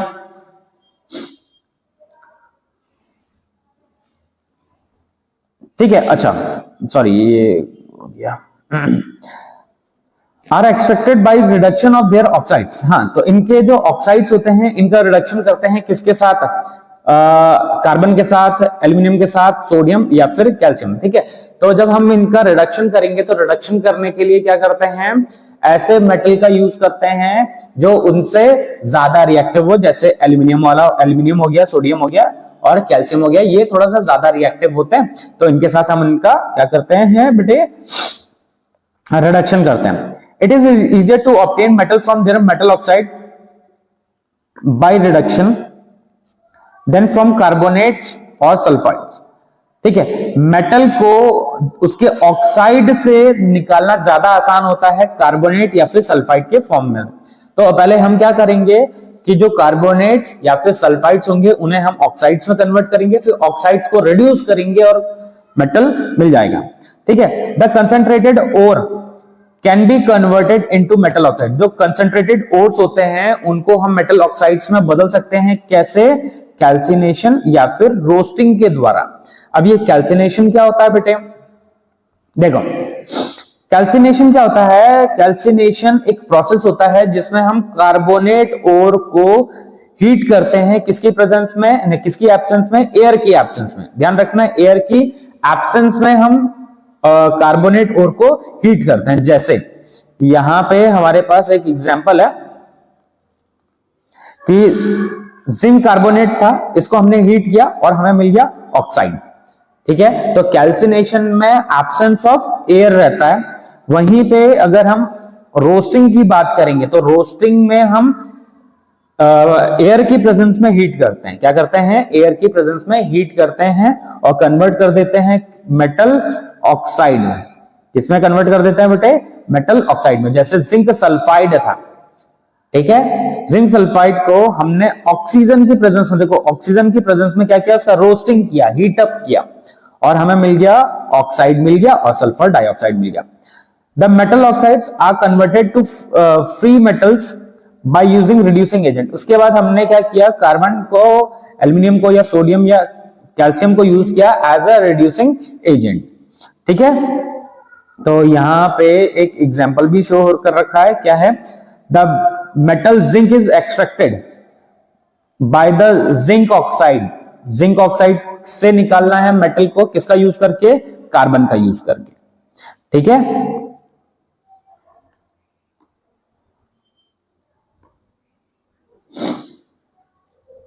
अब देखो जैसे यहां पे आयरन था यहां पे प्रेजेंट, ठीक है, इसमें हमने क्या यूज किया, एल्यूमिनियम यूज किया। क्या यूज किया बेटे, एल्यूमिनियम किया। एल्यूमिनियम Fe से ज्यादा रिएक्टिव होता है, तो ये क्या करेगा, ये इसको इसकी पोजीशन से हटा देगा, ये इसको क्या करेगा, इसकी पोजीशन से हटा देगा और खुद जाके उसकी पोजीशन पे बैठ गया, ठीक है। तो यहां पे ऑक्साइड से हमने मेटल को एक्सट्रैक्ट कर लिया, ठीक है। जो ये रिएक्शन यहाँ पे शो कर रखी है बेटे, ये क्या है, ये थर्माइट रिएक्शन है। क्या है ये, थर्माइट रिएक्शन। और ये जनरली कहां पे यूज किया जाता है, थर्माइट वेल्डिंग में यूज किया जाता है। थर्माइट वेल्डिंग कहाँ पे देखने को मिलती है? जैसे रेलवे ट्रैक्स होते हैं, उनके जो जॉइंट्स होते हैं, कहीं पे अगर क्रैक पड़ गया तो उनको जोड़ने के लिए हम थर्माइट वेल्डिंग का यूज करते हैं। ठीक है, तो ये था मॉडरेटली रिएक्टिव मेटल्स का। अगर हाई रिएक्टिव होते हैं, ठीक है, अगर हाई रिएक्टिव होते हैं तो क्या करते हैं? Metals high up in the reactivity series are very reactive. ठीक है, तो जो ऊपर होते हैं वो बहुत ज्यादा रिएक्टिव होते हैं। ठीक है, they have strong affinity for oxygen, मतलब जैसे ही ऑक्सीजन के प्रेजेंस में आते हैं तो तुरंत उनका क्या होता है? ऑक्सीडेशन हो जाता है, जैसे सोडियम हो गया, मैग्नीशियम हो गया। ठीक है, तो ये क्या है? ये बहुत ज्यादा रिएक्टिव होते हैं, तो इनको हम कार्बन से रिड्यूस नहीं कर सकते। ठीक है, तो इनको करने के लिए, मेटल एक्सट्रैक्ट करने के लिए हम क्या करते हैं? इलेक्ट्रोलाइटिक रिडक्शन करते हैं। ठीक है, क्या करते हैं बेटे? इलेक्ट्रोलाइटिक रिडक्शन करते हैं। जैसे यहां पे sodium metal is extracted bye electrolytic reduction, electrolysis करते हैं। ठीक है, ठीक है, क्या किया हमने? इलेक्ट्रोलिसिस किया, जिसमें कैथोड पे तो हमें मेटल मिल जाता है और एनोड पे हमें गैस मिल जाती है। ठीक है, ये तो था जो इसमें हमने जो मेटल मिला इस पूरी प्रोसेसेस में, वो इम्प्योर मेटल था। अब उस इम्प्योर मेटल को हमें प्योरीफाई करना है, तो प्योरीफाई करने के लिए हम करते हैं रीफाइनिंग। क्या करते हैं बेटे? रीफाइनिंग करते हैं। ठीक है, रीफाइनिंग कैसे करते हैं? इलेक्ट्रोलाइटिक रीफाइनिंग होती, तो ये भी एक प्रकार का इलेक्ट्रोलिसिस ही है। ठीक है, ठीक है, जैसे देखो ये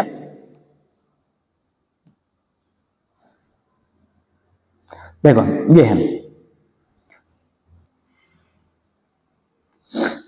ये एक इलेक्ट्रोलिसिस है। इसमें क्या किया हमने? एनोड ले रखा है।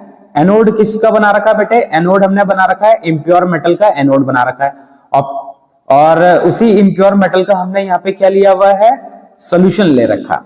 अब ये क्या होगा कि जब यहाँ पे रिएक्शन होगा, जब यहाँ पे हम इलेक्ट्रिसिटी पास करवाएंगे, तो यहां से जो इम्प्योर मेटल से जो आयंस होंगे वो जंप करेंगे इस सोल्यूशन में, और वो इससे कैटाइन के फॉर्म में जाके इस पे डिपॉजिट होने लगेंगे। ठीक है, सॉरी, कैटाइन के फॉर्म में नहीं, एनाइन के फॉर्म में जाके इस पे डिपॉजिट होने लगेंगे, तो पूरा का पूरा मेटल इस पे डिपॉजिट होने लगेगा। ठीक है, तो धीरे धीरे ये जो एनोड है ये थिन होता जाएगा, और ये इस पे मेटल लगने की वजह से ये थिक होता जाएगा। अच्छा, जो इंप्योरिटी होगी वो एज ए एनोड बड नीचे सेटल डाउन हो जाएगी। ठीक है, इस प्रोसेस को कहते हैं बेटा इलेक्ट्रोलाइटिक रिफाइनिंग। अगला है कोरोजन। कोरोजन क्या होता है बेटे? कोरोजन एक प्रोसेस है जिसमें हमारा जो मेटल होता है वो अनफिट हो जाता है हमारे यूज के लिए। जैसे आपने रस्टिंग ऑफ आयरन सुना है। रस्टिंग ऑफ आयरन में क्या होता है कि अगर हम आयरन को एयर और वाटर के प्रेजेंस में या फिर मॉइस्ट एयर के प्रेजेंस में छोड़ देते हैं, तो उसके सरफेस पे क्या होता है? उस पे सरफेस पे एक लेयर जम जाती है। ठीक है, वो जो लेयर है वो क्या करती है? वो उसको कोरोड कर देती है, खराब कर देती है, उसकी स्ट्रेंथ घटा देती है। ठीक है, तो ये एक अनवांटेड फिनोमेना है। अब इस अनवांटेड फिनोमेना से बचना कैसे है? तो इससे बचने के लिए हम करते हैं गैल्वेनाइजेशन। क्या करते हैं बेटे? गैल्वेनाइजेशन कर सकते हैं। गैल्वेनाइजेशन क्या होता है? It is the process of giving coating of a thin layer of zinc और ऑन आयरन। ठीक है, इसमें हम क्या करते हैं? थिन लेयर जिंक की या फिर आयरन की किसके पर चढ़ा देते हैं। ठीक है, सॉरी ये गड़बड़ हो गया, क्या बता दिया। हाँ, गैल्वेनाइजेशन क्या है? एक प्रोसेस है जिसमें हम क्या करते हैं? जिंक की लेयर चढ़ा देते हैं किसके ऊपर? आयरन के ऊपर, ताकि उसका ऑक्सीजन के साथ कांटेक्ट कट जाए। ठीक है, तो इस प्रोसेस को कहते हैं गैल्वेनाइजेशन। टिनिंग अगला प्रोसेस है। टिनिंग। टिनिंग का मतलब क्या होता है कि हम टिन की प्लेटिंग कर देते हैं। क्या कर देते हैं? टिन की प्लेटिंग कर देते हैं। नेक्स्ट होता है इलेक्ट्रोप्लेटिंग। इस मेथड में क्या करते हैं? अब metal is coated with another metal using electrolysis. Electrolysis का यूज करके हम किसी दूसरे मेटल की प्लेटिंग कर सकते हैं। ठीक है, एलॉइंग। एलॉइंग का मतलब होता है दो मेटल्स को जोड़ के एक नया सब्सटेंस बना दिया, एक नया ऐसा सब्सटेंस बना दिया जिससे क्या हो जाता है कि जो आपने मेटल्स मिलाए होंगे उनकी प्रॉपर्टीज एनहांस हो जाएगी। ठीक है, इसको बोलते हैं एनोइंग। जैसे ब्रास, ब्रास क्या होता है, कॉपर और जिंक का एलॉय होता है। ब्रॉन्ज क्या होता है, कॉपर और टिन का एलॉय होता है। स्टेनलेस स्टील क्या होता है, आयरन, निकल, क्रोमियम का एंड कार्बन का एलॉय होता है। ठीक है, तो ध्यान रखना एलॉय से, एलॉइंग का मतलब होता है हमने एक होमोजेनियस मिक्सचर बना दिया जिसमें दो या दो से ज्यादा मेटल्स को हमने मिक्स किया। क्यों मिक्स किया, प्रॉपर्टीज को एनहांस करने के लिए। ठीक है, कार्बन एंड इट्स कंपाउंड। देखो इसमें हम बेसिकली किसके बारे में पढ़ते हैं, कार्बन और उनसे बने हुए कंपाउंड्स के बारे में।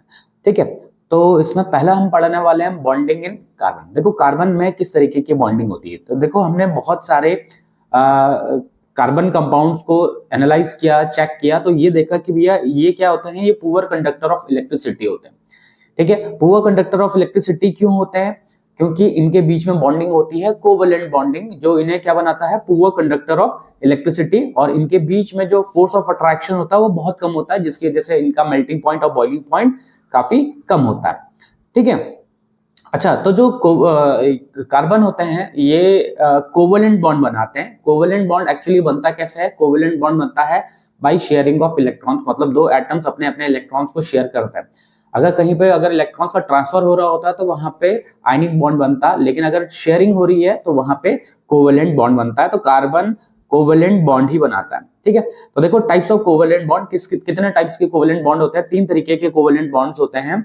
एक होता है आपका सिंगल कोवेलेंट बॉन्ड, दूसरा होता है डबल कोवेलेंट बॉन्ड और तीसरा होता है ट्रिपल कोवेलेंट बॉन्ड। ठीक है, तो सिंगल कोवेलेंट बॉन्ड में एक्चुअली क्या हो रहा होता है, सिंगल कोवेलेंट बॉन्ड में एक एक इलेक्ट्रॉन्स की शेयरिंग हो रही होती है, मतलब जो दो एटम्स हैं वो एक एक इलेक्ट्रॉन्स शेयर करेंगे। ठीक है, तो सिंगल कोवेलेंट बॉन्ड बनेगा। डबल कोवेलेंट बॉन्ड में जो दो एटम्स हैं दो दो इलेक्ट्रॉन्स शेयर करेंगे तो डबल कोवेलेंट बॉन्ड बनेगा। ठीक है, ट्रिपल कोवेलेंट बॉन्ड में तीन तीन इलेक्ट्रॉन्स की शेयरिंग हो रही होती है।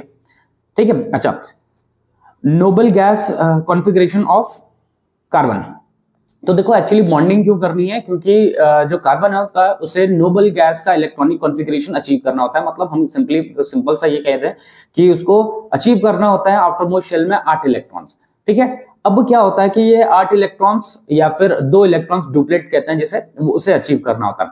अब ये कैसे किया जा सकता है, जरा सपोज समझते हैं कि मान लेते हैं कि कार्बन है, कार्बन ने 4 इलेक्ट्रॉन्स डोनेट कर दिए, कार्बन ने 4 इलेक्ट्रॉन्स डोनेट कर दिए और उस पर C4+ आ गया।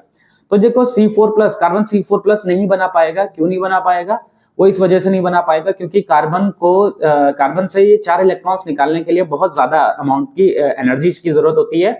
इस वजह से ये 4 अपने इलेक्ट्रॉन्स दे नहीं पाएगा और C4+ नहीं बना पाता। बहुत इंपॉर्टेंट चीज है कि C4+ क्यों नहीं बना पाता।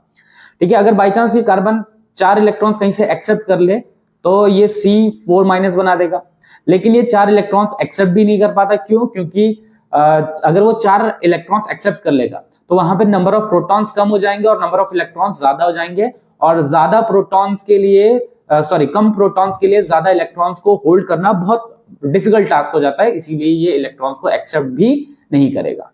ठीक है, तो इसीलिए कार्बन C4+ और C4- नहीं बनाता, मतलब ये इससे ट्रांसफर ऑफ इलेक्ट्रॉन्स नहीं हो पाता। अब ट्रांसफर ऑफ इलेक्ट्रॉन्स नहीं हो पाता, इसीलिए इसमें आयनिक बॉन्ड नहीं बनता। तो ये क्या करेगा, ये शेयर करेगा इलेक्ट्रॉन्स को और इलेक्ट्रॉन्स की शेयरिंग से ही बना देगा क्या, कोवेलेंट बॉन्ड।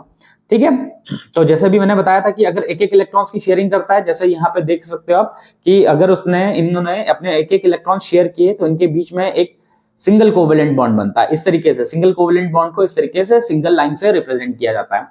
ठीक है, अगर वहीं पे अगर दो दो इलेक्ट्रॉन शेयर करेगा तो डबल कोवेलेंट बॉन्ड बनेगा, जैसे कि यहाँ पे ऑक्सीजन और ऑक्सीजन के बीच में डबल कोवेलेंट बॉन्ड है। और अगर तीन तीन इलेक्ट्रॉन शेयर करता है तो ट्रिपल कोवेलेंट बॉन्ड बनेगा, जैसे यहाँ पे तीन तीन इलेक्ट्रॉन्स की शेयरिंग हो रही, तीन बॉन्ड बने हुए। ठीक है,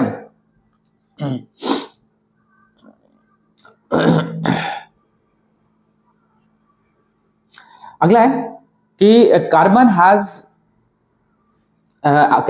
atom has 4 electrons in its outermost shell. इनके आउटरमोस्ट शेल में कितने इलेक्ट्रॉन्स होते हैं, 4। इट रिक्वायर्स 4 इलेक्ट्रॉन्स, इन्हें 4 इलेक्ट्रॉन्स की जरूरत होती है कि आउटरमोस्ट शेल में 8 इलेक्ट्रॉन्स हो जाएं और ये इनर्ट गैस इलेक्ट्रॉनिक कॉन्फ़िगरेशन को अचीव कर ले। Carbon atom can achieve the electronic configuration electron arrangement only by sharing. तो जो कि मैं अभी आपको बता चुका हूं कि इलेक्ट्रॉन्स की शेयरिंग करनी पड़ती है कि उसको कि नोबल गैस का या इनर्ट गैस का इलेक्ट्रॉनिक कॉन्फ़िगरेशन अचीव करने के लिए। ठीक है ना, तो ये मैं आपको बता चुका हूं। ठीक है, कार्बन इज टेट्रावेलेंट। कार्बन क्या है? टेट्रावेलेंट होता है। टेट्रावेलेंट का मतलब होता है कि कार्बन 4 बॉन्ड बनाने में कैपेबल होता है, या फिर हम ये कह सकते हैं कि कार्बन के आउटरमोस्ट शेल में 4 इलेक्ट्रॉन्स होते हैं और प्रॉपरली बॉन्ड बनाने के लिए इसको 4 इलेक्ट्रॉन्स और चाहिए होते हैं, मतलब ये 4 इलेक्ट्रॉन्स की शेयरिंग कर सकता है। ठीक है, अगला allotrope of carbon. Allotrope of carbon क्या होता है? कार्बन मतलब किसी भी एलिमेंट का जो फिजिकल फॉर्म होगा, किसी भी एलिमेंट का जो फिजिकल फॉर्म होता है उसे कहते हैं हम एलोट्रोप। क्या कहते हैं? किसी भी एटम का जो फिजिकल फॉर्म वो एलोट्रोप होगा, उसे एलोट्रोप कहते हैं। तो कार्बन के 3 एलोट्रोप होते हैं, एक होता है डायमंड, एक होता है ग्रेफाइट, एक होता है बकमिंस्टर फ्लोरीन। ठीक है, तो डायमंड देखो, डायमंड में किस तरीके का स्ट्रक्चर बनता है? देखो इस तरीके का स्ट्रक्चर बनता है कि एक कार्बन 4 दूसरे दूसरे कार्बनों के साथ जुड़ा हुआ होता है। जैसे ये कार्बन इस वाले कार्बन के साथ भी लगा हुआ है, इसके साथ भी लगा हुआ है, इसके साथ भी इसी तरीके। ठीक है, तो सारे कार्बन एक दूसरे मतलब एक कार्बन 4 अलग अलग कार्बन के साथ जुड़ा हुआ होगा। ठीक है, ठीक है, तो देखो डायमंड क्या होता है, किससे बॉन्डेड होता है? 4 दूसरे कार्बन एटम्स के साथ बॉन्डेड होता है डायमंड में। ठीक है, अच्छा इसका स्ट्रक्चर कैसा होता है? 3 डायमेंशनल स्ट्रक्चर होता है, मतलब 3 डायमेंशंस में एक्स एक्सेस, वाई एक्सेस और जेड एक्सेस तीनों में ये एक्सपैंड होता है। ठीक है, ये कैसा होता है बेटा? ये रिजिड होता है, बहुत हार्ड सब्सटेंस होता है। ठीक है, ये क्या होता है? Non conductor of electricity. ये इलेक्ट्रिसिटी को कंडक्ट नहीं करता क्योंकि इनमें फ्री इलेक्ट्रॉन्स नहीं होते हैं। ठीक है, it can be synthesised by subjecting pure carbon to a high pressure. ठीक है, तो हाई प्रेशर में से कंप्रेस कर सकते हैं इसे और इसका इस तरीके से जो हार्ड स्ट्रक्चर बनता है। ठीक है, क्यों? क्योंकि कार्बन को हम क्या करते हैं? हाई प्रेशर में रखते हैं, हाई टेम्परेचर में रखते हैं, जिसकी वजह से उसका साइज थोड़ा सा कॉम्पैक्ट हो जाता है। ठीक है, नेक्स्ट एलोट्रोप है, नेक्स्ट एलोट्रोप है ग्रेफाइट। ग्रेफाइट क्या होता है? In graphite, each carbon is bonded by 3 other carbon atoms in the same plane. ठीक है, तो ग्रेफाइट में एक कार्बन एटम बाकी 3 कार्बन एटम्स के साथ जुड़ा हुआ होता है, जो कि एक ही प्लेन में होता है। और ये सारे के सारे कार्बन्स जब आपस में जुड़ते हैं तो ये एक हेक्सागोनल स्ट्रक्चर बनाते हैं। कैसा बनाते हैं? हेक्सागोनल स्ट्रक्चर, मतलब बहुत सारे हेक्सागन्स जुड़ जुड़ के एक लेयर बना देते हैं। ठीक है, one of the bonds in double bond and thus the valency of the carbon is satisfied। ठीक है, तो जो ये 3 कार्बन के साथ जुड़ा हुआ होगा उसमें से एक बॉन्ड कैसा होगा बेटे? डबल बॉन्ड होगा, बाकी बॉन्ड सिंगल बॉन्ड होते हैं। ठीक है, क्योंकि कार्बन की वैलेंसी को भी सेटिस्फाई करना है, क्योंकि कार्बन की वैलेंसी कितनी होती है? 4 होती है। ठीक है, अगला है हेक्सागोनल एरेज, बहुत सारी जुड़ी हुई रहती हैं। ठीक है, ये बता चुका हूं आपको। Graphite is smooth and slippery. कैसा होता है बेटे? स्लिपरी। जैसे कि डायमंड कैसा होता है? डायमंड हार्ड होता है, वहीं पे ग्रेफाइट क्या होता है? सॉफ्ट होता है, स्मूथ होता है। ठीक है, ये गुड कंडक्टर ऑफ इलेक्ट्रिसिटी होता है। क्यों? क्योंकि ये आसानी से इलेक्ट्रिसिटी को कंडक्ट कर देता है, क्योंकि इसमें फ्री इलेक्ट्रॉन्स होते हैं। ठीक है, नेक्स्ट एलोट्रोप है फ्लोरीन। ठीक है, तो फ्लोरीन कैसा होता है? जैसे फुटबॉल के शेप का होता है। जैसे आप देख सकते हो कि यहाँ पे जो ये जो रेड वाला जो पार्ट है, ये क्या है? ये एक कार्बन है, ये एक कार्बन है, ये एक कार्बन। तो ये सारे के सारे कार्बन जुड़ के क्या बनाते हैं? एक फुटबॉल जैसा स्ट्रक्चर बना देते हैं। ठीक है, तो फ्लोरीन में टोटल 60 कार्बन्स होते हैं। कितने कार्बन्स होते हैं बेटे? 60 कार्बन्स होते हैं। ठीक है, तो इसका फॉर्मूला C60 भी होता है। ठीक है, नेक्स्ट है वर्सटाइल नेचर ऑफ कार्बन। ठीक है, देखो कार्बन की 2 प्रॉपर्टीज हैं जो इसको वर्सटाइल बनाती हैं। ठीक है, पहली है कैटिनेशन। कैटिनेशन का मतलब होता है सेल्फ लिंकेज, मतलब कार्बन अपने ही जैसे दूसरे कार्बन के साथ जुड़ के एक बहुत बड़ा स्ट्रक्चर बना सकता है और बहुत कंपाउंड्स बना सकता है। ठीक है, जैसे कार्बन स्ट्रेट चेन में भी जुड़ सकता है, मतलब इस तरीके से ऐसा स्ट्रेट चेन बना सकता है। ब्रांच्ड चेन का मतलब इस तरीके से ब्रांच्ड चेन बना सकता है।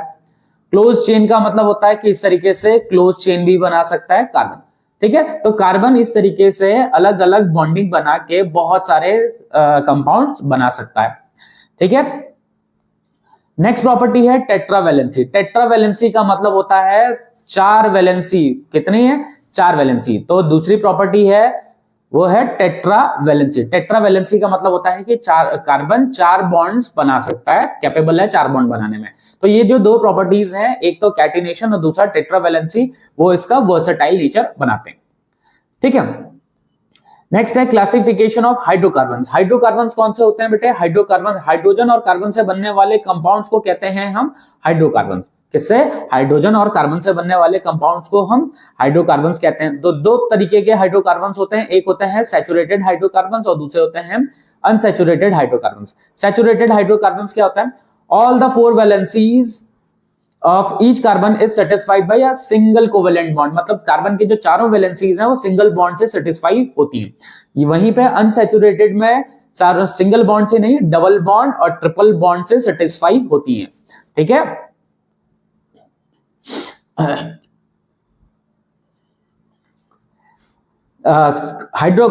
Saturated hydrocarbons are less reactive. क्या है? लेस रिएक्टिव होते हैं ड्यू टू नॉन अवेलेबिलिटी और electrons in a single bond. ठीक है, इसमें फ्री इलेक्ट्रॉन्स ना होने की वजह से, मतलब अवेलेबल इलेक्ट्रॉन्स नहीं होते हैं, इसीलिए ये कैसे होते हैं? लेस रिएक्टिव होते हैं। वहीं पे अनसैचुरेटेड हाइड्रोकार्बन्स कैसे होते हैं बेटे? ज्यादा रिएक्टिव होते हैं। क्यों? क्योंकि इसमें डबल बॉन्ड होता है और ट्रिपल बॉन्ड होता है, और अगर एक डबल बॉन्ड टूट जाएगा तो वहां पे और बॉन्ड बनाने के चांसेस होते हैं। इसी वजह से अनसैचुरेटेड हाइड्रोकार्बन्स रिएक्टिव होते हैं। अगला है साइक्लिक हाइड्रोकार्बन। साइक्लिक हाइड्रोकार्बन जिसमें साइकिल के फॉर्म में रहते हैं। कैसे रहते हैं बेटे? साइकिल के फॉर्म में, इस तरीके से साइकिल। ठीक है, साइकिल के फॉर्म में रहते हैं, रिंग के फॉर्म में रहते हैं। ठीक है, साइक्लिक हाइड्रोकार्बन भी दो प्रकार के होते हैं, एक होता है सैचुरेटेड साइक्लिक और दूसरा होता है अनसैचुरेटेड। सैचुरेटेड साइक्लिक क्या है? जैसे अगर मैं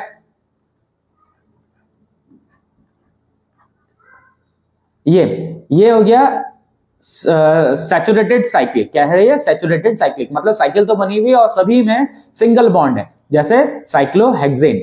ये एक सैचुरेटेड साइक्लिक कंपाउंड है।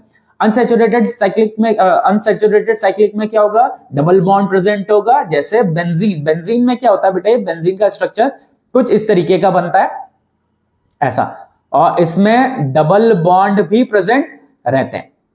ठीक है, तो अनसैचुरेटेड है और साइक्लिक है। ठीक है, नेक्स्ट है फंक्शनल ग्रुप। फंक्शनल ग्रुप क्या होता है? फंक्शनल ग्रुप वो ग्रुप्स होते हैं जो किसी कंपाउंड में लग जाए तो वो अलग तरीके से बिहेव करने में काम करते हैं। मतलब जो कंपाउंड जिसके साथ जुड़ेंगे तो वो अलग तरीके से काम करेगा। जैसे X जुड़ गया, RX जुड़ गया यहाँ पे, जैसे यहाँ पे RX जुड़ा हुआ है तो X क्या है? हेलोजन है। ROH जुड़ गया तो ये क्या हो गया? अल्कोहल हो गया। तो देखो यहाँ पे एक चीज क्या है, यहाँ पे X जुड़ा हुआ है तो हेलो एल्केन बन गया, OH जुड़ गया तो अल्कोहल बन गया। बाकी ये तो चीजें, दोनों चीजें सेम है। देखो R सेम है, खाली ये अलग चीज जुड़ा और इसने अलग तरीके से काम करना स्टार्ट कर दिया। तो ये क्या है बेटा? ये फंक्शनल ग्रुप है। जैसे एल्डिहाइड। एल्डिहाइड में क्या होता है? CHO होता है। क्या होता है? CHO होता है। ठीक है, सफिक्स में इसके Al जुड़ता है, अल्कोहल में OL जुड़ता है। ठीक है, ये हो गया carboxylic acid, COOH carboxylic acid. इसमें सफिक्स में, सफिक्स का मतलब होता है जो नाम का जो लास्ट होता है उसे हम सफिक्स कहते हैं। तो इसमें ओइक एसिड जुड़ता है।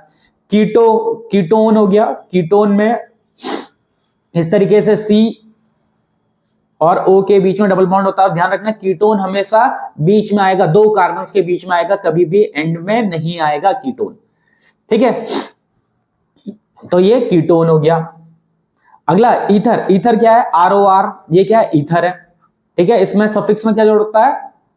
ऑक्सी जुड़ता है। ठीक है, अगला है होमोलॉगस सीरीज। होमोलॉगस सीरीज क्या होता है? होमोलॉगस सीरीज एक सीरीज है जिसमें जो कंपाउंड्स होंगे वो सिमिलर केमिकल प्रॉपर्टी शो करते हैं। क्या शो करते हैं बेटे? सिमिलर केमिकल प्रॉपर्टी शो करते हैं। अब प्रॉपर्टीज क्या होती हैं इनकी होमोलॉगस सीरीज की? जैसे जो हर मेंबर होता है, जैसे दो मेंबर्स हैं, दो कॉन्जिक्यूटिव मेंबर होते हैं, मतलब एक हो गया उसके बाद दूसरा हो गया, इनके बीच में CH2 का गैप होता है। किसका गैप होता है? CH2 का गैप होता है। जैसे अगर मैं मीथेन की बात करूं, किसकी बात करूं? मीथेन। मीथेन क्या हो गया? CH4। इसका आगे वाला कंपाउंड होता है C2H6। इसका आगे वाला कंपाउंड हो गया C3H8। तो सभी में दो कार्बन, एक कार्बन और दो हाइड्रोजन का गैप होता है। ठीक है। मॉलिक्यूलर मास 14 का मॉलिक्यूलर का मास गैप, कितने मॉलिक्यूलर मास का गैप होगा? 14 का गैप होगा। ठीक है, मतलब इसका जो भी मास होगा और इसका जो भी मास होगा, इनके बीच में 14 का गैप होगा। इसका जो भी मास होगा और इसका जो भी होगा, इन दोनों के बीच में भी 14 का गैप होगा। ठीक है, तो जो होमोलॉगस सीरीज होते हैं उनका जनरल फॉर्मूला क्या होता है बेटा? सेम होता है। ठीक है, the physical properties of the member show a gradation in the properties, मतलब जो फिजिकल प्रॉपर्टीज होती हैं वो वेरी करती हैं, लेकिन केमिकल प्रॉपर्टीज कैसी होती हैं? सिमिलर होती हैं। ठीक है, और ये सिमिलर मेथड से, सिमिलर जनरल मेथड से प्रिपेयर किए जाते हैं। अगला है नोमेनक्लेचर। नोमेनक्लेचर का मतलब होता है आपने कार्बन कंपाउंड्स की नेमिंग करनी है। क्या करनी है? कार्बन कंपाउंड्स की नेमिंग करनी है, तो उसके लिए कुछ रूल्स हैं। जैसे सफिक्स, सफिक्स क्या होता है? जो नाम के लास्ट में जुड़ता है वो सफिक्स कहलाता है। प्रीफिक्स क्या होता है? जो नाम के स्टार्टिंग में जुड़ता है उसे हम प्रीफिक्स कहते हैं। ठीक है, ट्राइवियल नेम, ट्राइवियल नेम क्या होता है बेटे? जो जनरली जिस नाम से हम जानते हैं कंपाउंड को, उसे क्या कहते हैं? Trivial name. The common names for the carbon compounds are known as trivial names. ठीक है, आईयूपीएसी नेम क्या होता है? आईयूपीएसी क्या है? एक ऑर्गेनाइजेशन है। क्या है? International union of pure and applied chemistry. ठीक है, तो ये क्या करता है? ऑर्गेनिक कंपाउंड्स की नेमिंग करता है। ठीक है, तो जो हम नेमिंग करते हैं वो इन्हीं के रूल्स के अकॉर्डिंग करते हैं। ठीक है, अगला है chemical properties of carbon compounds. Carbon compounds की केमिकल प्रॉपर्टीज। ठीक है, पहला है कंबशन। कंबशन का मतलब होता है कि आप कार्बन कंपाउंड को क्या कर रहे हो? कंबशन कर रहे हो, ऑक्सीजन की प्रेजेंस में उसे हीट अप कर रहे हो। ठीक है, तो ध्यान रखना, कोई भी कार्बन कंपाउंड होगा, अगर आप उसे ऑक्सीजन की प्रेजेंस में हीट अप करते हो तो आपको क्या मिलेगा? कार्बन डाइऑक्साइड, वाटर और हीट। ठीक है, क्या मिलेगा बेटे? कार्बन डाइऑक्साइड, वाटर और हीट मिलेगा। ठीक है, इसको कहते हैं कंबशन। ठीक है, फ्लेम कैरेक्टरिस्टिक। फ्लेम कैरेक्टरिस्टिक क्या है जरा देखते हैं। Saturated hydrocarbons give clean flame while unsaturated hydrocarbons give smoky flame. मतलब अगर आपने सैचुरेटेड हाइड्रोकार्बन्स को अगर आपने बर्न किया तो जो फ्लेम होगा वो एकदम क्लीन होगा। वहीं पे अगर आप अनसैचुरेटेड हाइड्रोकार्बन को बर्न करते हो तो स्मोकी फ्लेम होता है। स्मोकी फ्लेम का मतलब होता है स्मोक, थोड़ा सा धुआं रहेगा उसमें। ठीक है, तो अगर आप जैसे कि मैं आपको बता चुका हूं अभी कि अगर आप हाइड्रोकार्बन्स को ऑक्सीजन की प्रेजेंस में रखते हो तो कार्बन डाइऑक्साइड, वाटर और हीट और लाइट मिलता है। ठीक है, नेक्स्ट है ऑक्सीडेशन। ऑक्सीडेशन जनरल प्रोसेस क्या होता है? ऑक्सीडेशन, ऑक्सीजन को ऐड करना, हाइड्रोजन को रिमूव करना, इसे हम ऑक्सीडेशन कहते हैं। क्या कहते हैं बेटे? हाइड्रोजन को रिमूव करना और ऑक्सीजन को ऐड करना को क्या कहते हैं? ऑक्सीडेशन। ठीक है, अब जैसे अगर हम ऑक्सीडेशन करते हैं किसी हाइड्रोकार्बन का, जैसे अल्कोहल का हमने अल्कलाइन KMnO4 की प्रेजेंस में, या फिर एसिडिफाइड K2Cr2O7। ठीक है, तो ये KMnO4 क्या होता है? Potassium permanganate. K2Cr2O7 क्या होता है? Potassium dichromate. इसके साथ अगर मिलाते हैं तो अल्कोहल कन्वर्ट हो जाता है किसमें? एसिड में। अगर ये इथेनॉल है तो बन जाएगा क्या? एसिटिक एसिड या फिर इथेनोइक एसिड बन जाएगा। ठीक है, चलिए अब आगे देखते हैं।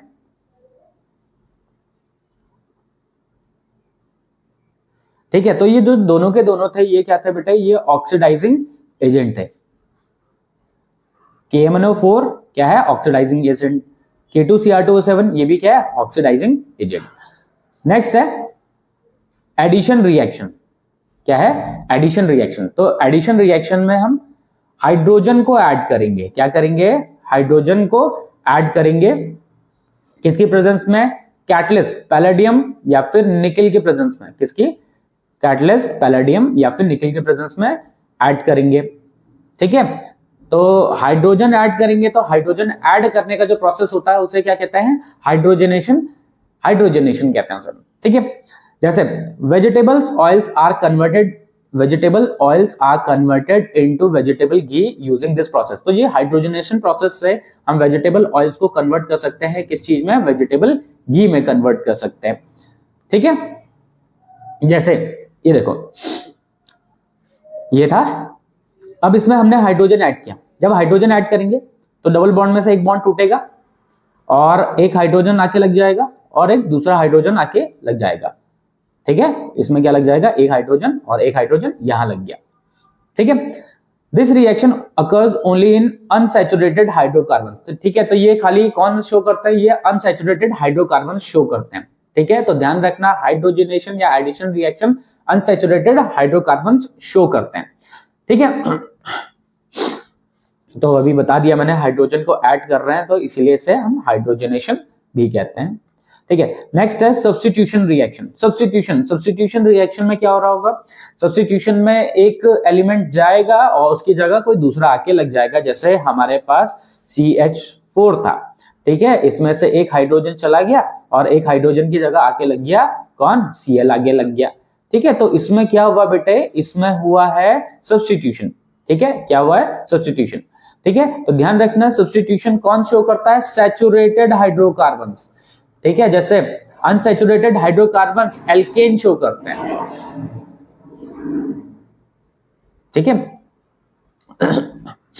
Unsaturated hydrocarbons addition reaction show करते हैं और saturated hydrocarbons substitution reaction show करते हैं, ठीक है। सम इंपॉर्टेंट कार्बन कंपाउंड्स, ठीक है। तो इनमें से कुछ कार्बन कंपाउंड्स है जैसे इथेनॉल और इथेनोइक एसिड। तो ध्यान रखना, दोनों में से कोई एक पूछा जाता है एग्जाम में, ठीक है। तो पहले हम पढ़ते हैं इथेनॉल, ठीक है। प्रॉपर्टीज ऑफ इथेनॉल, क्या पढ़ेंगे, प्रॉपर्टीज ऑफ इथेनॉल, इथेनॉल की प्रॉपर्टीज, ठीक है। अगर हम इथेनॉल को सोडियम के साथ रिएक्ट करते हैं तो सोडियम इथॉक्साइड मिलता है और हाइड्रोजन गैस मिलता है, ठीक है। क्यों, क्योंकि सोडियम हाइड्रोजन को यहां से रिमूव कर देता है, ठीक है। ज्यादा रिएक्टिव होने की वजह से हाइड्रोजन को रिमूव करता है और हाइड्रोजन गैस इवॉल्व हो जाता है। नेक्स्ट है डिहाइड्रेशन। क्या है, डिहाइड्रेशन। डिहाइड्रेशन का मतलब होता है कि अगर आपके पास इथेनॉल है, आपने इसको कंसंट्रेटेड H2SO4 के साथ रखा एट 170 डिग्री सेंटीग्रेड, तो इससे वाटर का मॉलिक्यूल निकल जाता है और इथेनॉल से हमें मिल जाता है इथीन। क्या मिल जाता है, इथेनॉल से इथीन मिल जाता है। नेक्स्ट है reaction of ethanoic acid. Ethanoic acid का रिएक्शन, इसमें पहला है एस्ट्रिफिकेशन। क्या है, एस्ट्रिफिकेशन। एस्ट्रिफिकेशन में क्या होता है बेटे, हम इथेनॉल को रिएक्ट करते हैं इथेनोइक एसिड के साथ, ठीक है। किसकी प्रेजेंस में, कंसंट्रेटेड H2SO4 की प्रेजेंस में। तो कंसंट्रेटेड H2SO4 क्या है, एक डिहाइड्रेटिंग एजेंट है और वो यहां से वाटर मॉलिक्यूल को निकाल लेता है। क्या करता है, यहां से वाटर मॉलिक्यूल को निकाल लेता है और वाटर मॉलिक्यूल निकालने के बाद जो हमारे पास जो कंपाउंड बनता है, इसको कहते हैं हम ईस्टर। क्या कहते हैं इसे हम, ईस्टर। इसी वजह से इस प्रोसेस को हम एस्ट्रिफिकेशन भी कहते हैं, ठीक है। The Easter on treating with base NaOH। अगर हम ईस्टर को NaOH के साथ ट्रीट कर दें तो हमें वापस से अल्कोहल और sodium salt of carboxylic acid मिलेगा और इस प्रोसेस को कहते हैं सफोनिफिकेशन। क्या बोलते हैं बेटे, सफोनिफिकेशन। मतलब जो ईस्टर था, अगर आपने उसे NaOH के साथ मिला दिया, किसके साथ मिलाया, NaOH के साथ मिलाया, तो आपको वापस से क्या मिल जाएगा, आपको वापस से मिलेगा बेटे अल्कोहल मिलेगा और sodium salt of carboxylic acid मिलेगा और इस प्रोसेस को हम सफोनिफिकेशन भी कहते हैं, ठीक है। जैसे यहाँ पे शो कर रखा है इसको, ठीक है, कि ये आपके पास इथेनोइक एसिड था, इसके साथ आपने NaOH को मिलाया, आपको अल्कोहल मिल गया और sodium salt of carboxylic acid मिल गया। नेक्स्ट है रिएक्शन विद बेस। अगर हम एसिटिक एसिड को या इथेनोइक एसिड को बेस के साथ मिलाते हैं तो सॉल्ट एंड वाटर मिलता है। तो ये एक प्रकार का न्यूट्रलाइजेशन प्रोसेस है, न्यूट्रलाइजेशन रिएक्शन, ठीक है। नेक्स्ट है कि अगर हम इथेनोइक एसिड को मिलाते हैं किसके साथ, अगर हम इथेनोइक एसिड को मिलाते हैं सोडियम कार्बोनेट के साथ या बाइकार्बोनेट के साथ, तो जैसे हमने एसिड की प्रॉपर्टीज में पढ़ा था कि अगर हम एसिड को सोडियम कार्बोनेट या बाइकार्बोनेट के साथ मिलाते हैं तो सॉल्ट मिलता है, वाटर मिलता है और कार्बन डाइऑक्साइड मिलता है। हमारा सोप एंड डिटर्जेंट्स। देखो soap and detergents, the molecules of soap are sodium and potassium salt of long chain carboxylic acid, ठीक है। तो क्या होते हैं बेटे, sodium and potassium salt of long chain carboxylic acid होते हैं, ठीक है। तो जो इनका मॉलिक्यूल होता है वो किस फॉर्म में होता है, उसको इस तरीके से बनाते हैं, वो कुछ इस तरीके का होता है, ठीक है। ये जो ये वाला पार्ट होता है ये होता है हाइड्रोफिलिक। क्या होता है बेटा? ये हाइड्रोफिलिक। और ये वाला जो पार्ट होता है ये होता है हाइड्रोफोबिक। क्या होता है? ये हाइड्रोफोबिक। ठीक है, हाइड्रोफोबिक पार्ट होता है। ठीक है, तो ये वाटर से दूर रहता है और ये वाटर की तरफ रहता है। ठीक है, तो देखो जब हम क्या करते हैं, जब हम सोप या डिटर्जेंट को हम पानी के साथ यूज करते हैं, ये उसके साथ जब इसे वॉशिंग करते हैं तो क्या होता है, तो जैसे सपोज ये डर्ट है हमारे पास, ये जो यहाँ पे क्या है, गंदगी है ये। ठीक है, ये ठीक है, तो जो हाइड्रोफोबिक पार्ट है वो इस तरीके से गंदगी की तरफ आ जाता है और हाइड्रोफिलिक पार्ट वाटर की तरफ आ जाता है। ठीक है, तो ये एक इस तरीके का स्ट्रक्चर बना देता है। इस स्ट्रक्चर को बोलते हैं मिसल। क्या बोलते हैं इसे? इस स्ट्रक्चर को मिसल। ठीक है, तो जब हम क्या करते हैं, पानी को रिमूव करते हैं, ठीक है, तो जब रिमूव हो रहा होता है तो ये मिसल क्या करता है, अपने साथ इस डर्ट को भी निकाल लेता है, खींच लेता है। ठीक है, तो इस तरीके से सोप और डिटर्जेंट काम करते हैं। ठीक है, तो आज के इस वीडियो में हम इतना ही करेंगे। ठीक है, तो नए वीडियो में मिलेंगे नए टॉपिक के साथ। तब तक बने रहिए ज्वाला कोचिंग क्लासेस के साथ और करते रहिए पढ़ाई। ठीक है बच्चों, बाय बाय।